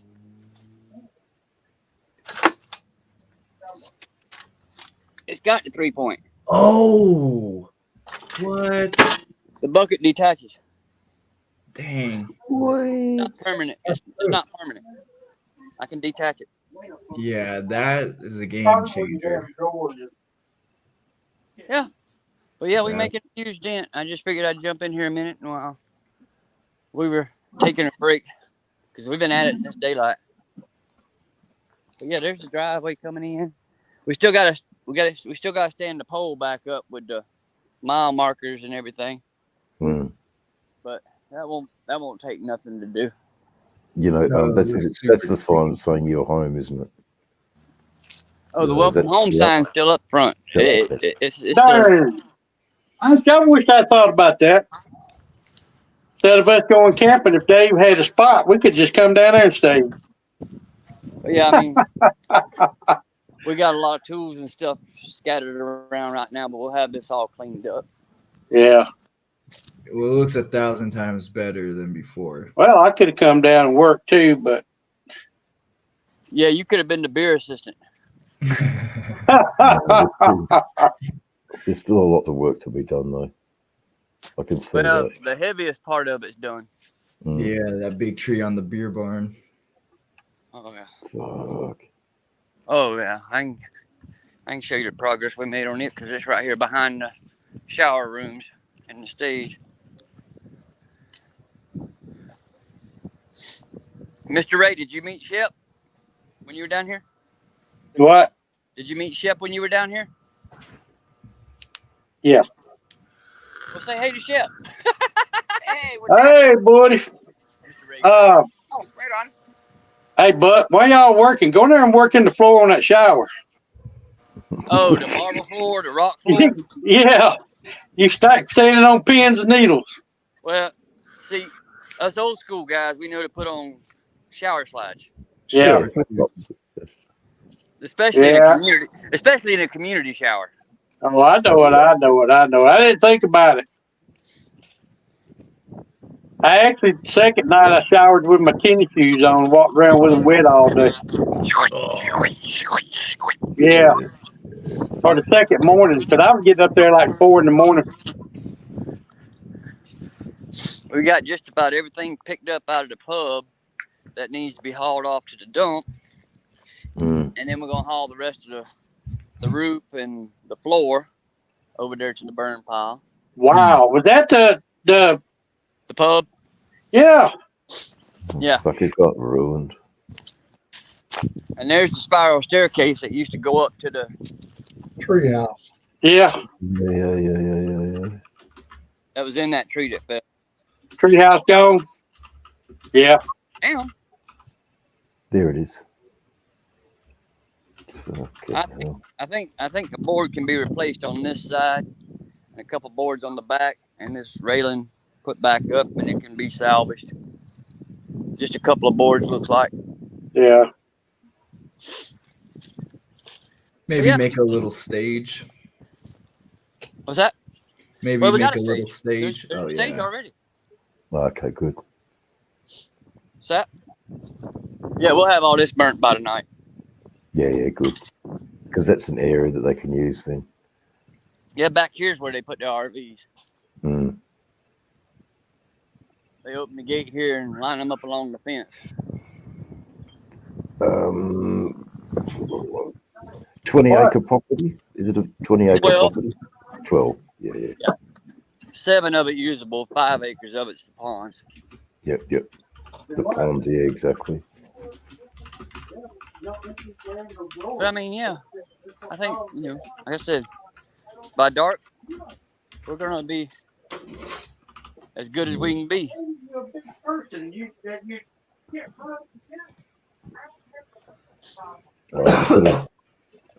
It's mad.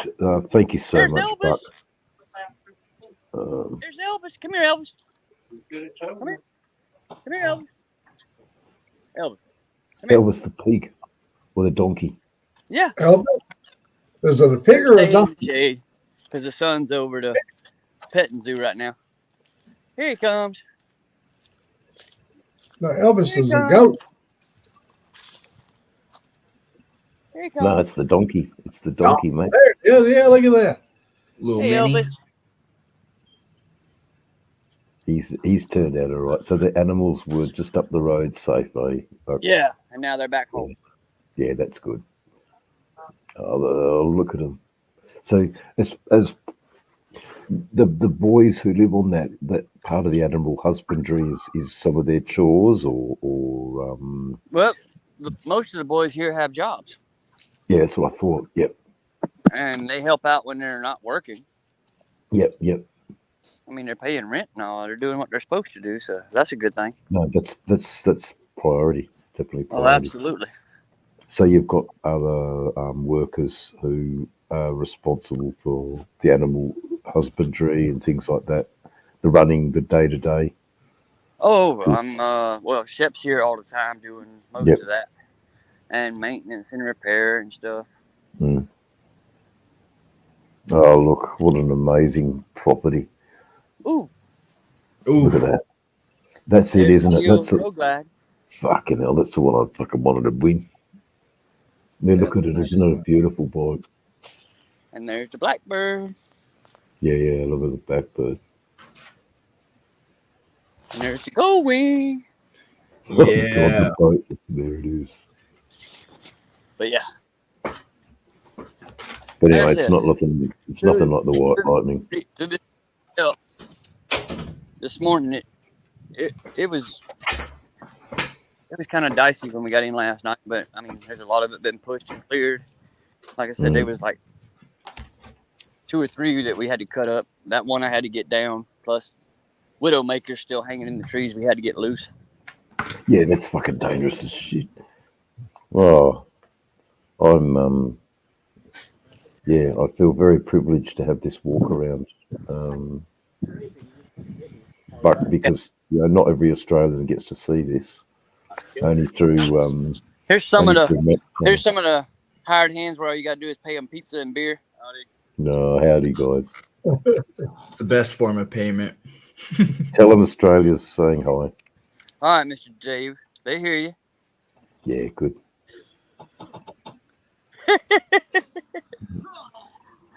And the one you hear hacking up the lung, you know who that is coming up. Yeah.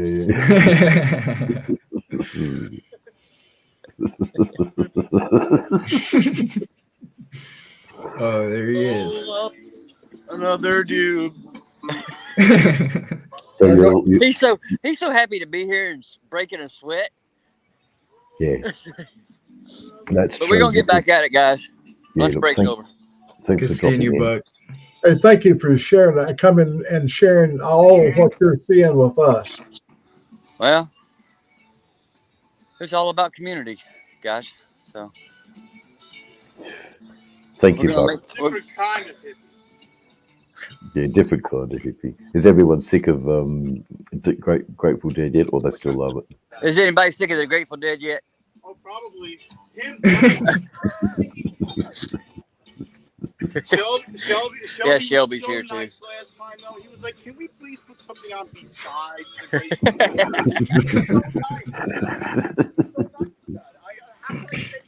My buddy of mine, if y'all want to check out his channel, he's like me when he puts up content. He puts content up when he feels like it. Look up Power in the Prairie Lands on YouTube. His name's Barry. Power in the Prairie Lands. Let me write it down. This is their little grocery getter they brought down. Yeah. The Gold Wing trike. And the matching trailer. That thing is. And the matching trailer, yeah, that's real his and hers, isn't it? But yeah. Anyway, Bucky with family. Mr. Ray Gregory is on here. Old Mack's on here. And Mr. Dave from Australia, Mr. Dave's channel. Desert Outlaw's in here. I can't tell who else is in here because they got me on the screen. But this is Farron. He's 1/3 of Power in the Prairie Lands. And their newest addition is Ace. Hey, Ace. Hey, Ace. And yeah, I like that wheelie bar. Oh, that's What about the bags on it? Farron made sure he brought the Grom so he could have competition for Jerry. Oh, Heck yeah. my ride for the slow race. Oh, KTM. Okay. That's the slow race king. So, guys, we're gonna get back at it. Thank All you, right, Thank Buck. y'all support. Thank you, Buck. All right, guys. Later. Man, I'll tell you, what a treat. We had Motorbomb this morning riding at 70 miles per hour on his Harley, showing us stuff and talking to us. And now we've had Buck to come in right from the campgrounds. What a treat. Yeah, it's cool to see them all out there. That's a blast. My God, we got treated to a walkthrough before it all goes crazy. There'll be heaps of people come down that just want to support and have a great time. I guess Ray must have checked. Ray left, did he? I didn't see him when he left. I was busy watching Buck over there. Let me see. Ray probably had things to do, places to go, and people to see. And Ray's a busy man. I know Toga had. Oh, there's Mr. B. I think that was Toga. Wayne had to check out. Somebody, a lot of people are coming and going, and that's the way I like it. We keep the back door open. You just come in and out. But Dave, remember, keep it on the down low, okay? Keep it on the down low. You got people upstairs. I'm trying my best. Keep them down low. What can you do? Your voice probably just travels with all that bass. It's okay. Yeah. Look like you got a fairly open ceiling there, and it's probably like a big bass boom. You know, it probably resonates through the house pretty good.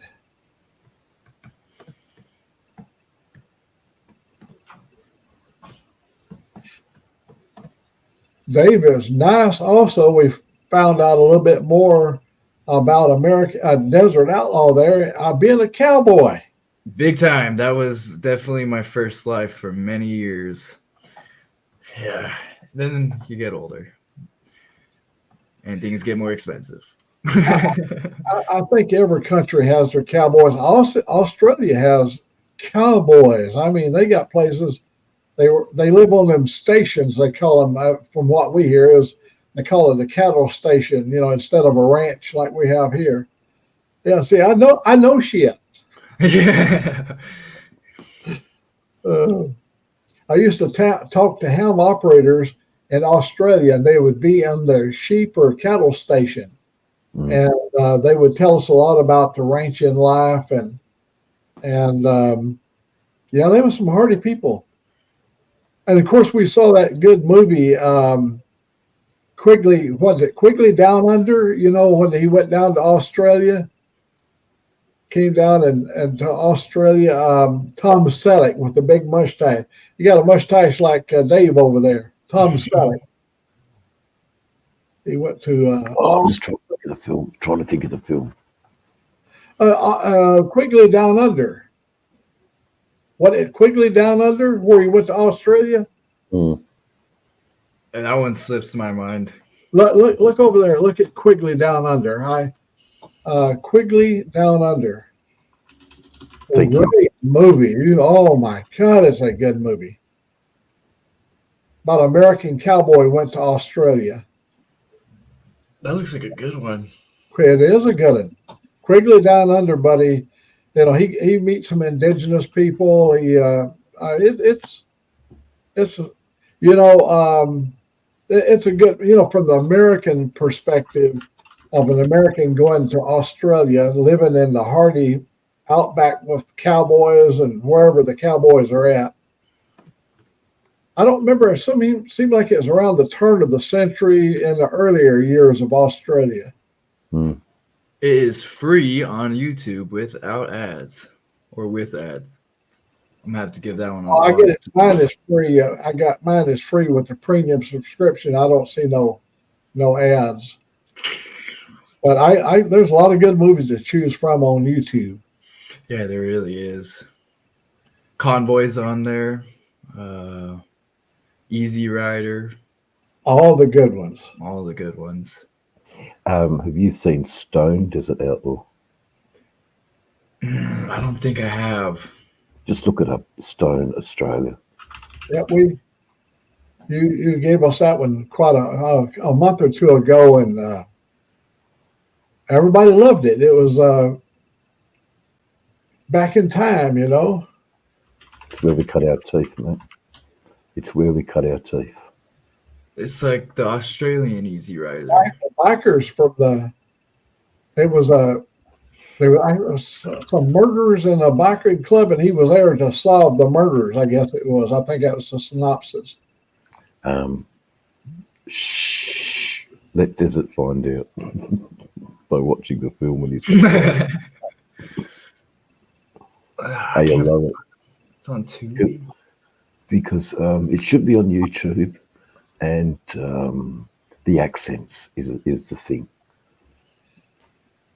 That's one thing that's fascinating about listening to you speak all the time is that accent. It's probably how you feel about the Southern accent here. Yeah, the same. Look how quick you adapt to Dave's accent. You know, you adapt to it really quick. You know, we're used to, and when some of the other guys come in, it takes only a few seconds and you begin to adjust to that. Before we had long conversations with Dave, sometimes you'd have to listen a little bit to pick up on some of the words that are being said. Very much like Recycle Hooligan. You know, Dave, you know, you have to listen twice sometimes. Oh, yeah. Hear me now and understand me later. Because I was saying we needed it as Appalachian dictionary. I had no idea what he was talking about. A Piggly Wiggly? What the fuck's a Piggly Wiggly? The gas station. Yeah, no, but Wiggly grocery store.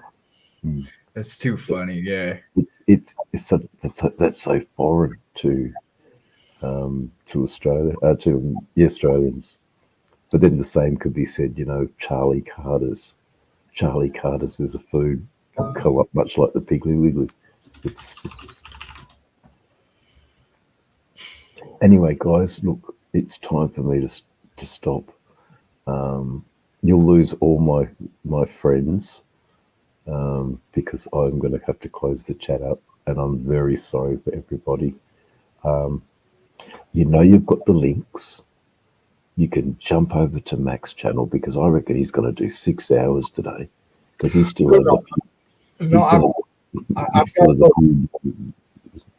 Dave, I got to go fix lunch. It's afternoon here, and I've been on it for 4 hours and 16 minutes. And you know, there's a Kenny Rogers. You got to know when to hold them and when to fold them. And so, Dave, we're going to say goodbye to you. Desert Outlaw, go do what young people do. Yeah, don't hang out with folks, trust me. And come back and tell us all about it, because I know you live an exciting life, Desert Outlaw. Hey, with that, let me go ahead. Let me say my pardon and goodbyes. God go with you and have a wonderful day. Look forward to seeing you guys back on here again tomorrow. No telling what is going to happen tomorrow. You see, today was so exciting. All of the different things was popping in and out. We had Red Rider. We had Buck down on the. Oh, it just unbelievable the stuff that we had today. Great get together. So, with that, well, let me say good morning. Y'all say your goodbyes, and I'm going to turn you off. Goodbye, farewell. That's the one. Readers in Noel. Yeah. Thank you, Mac, for hosting a wonderful live. All right, Dave. Good night. Good night. Nice meeting everyone. Okay. Boom.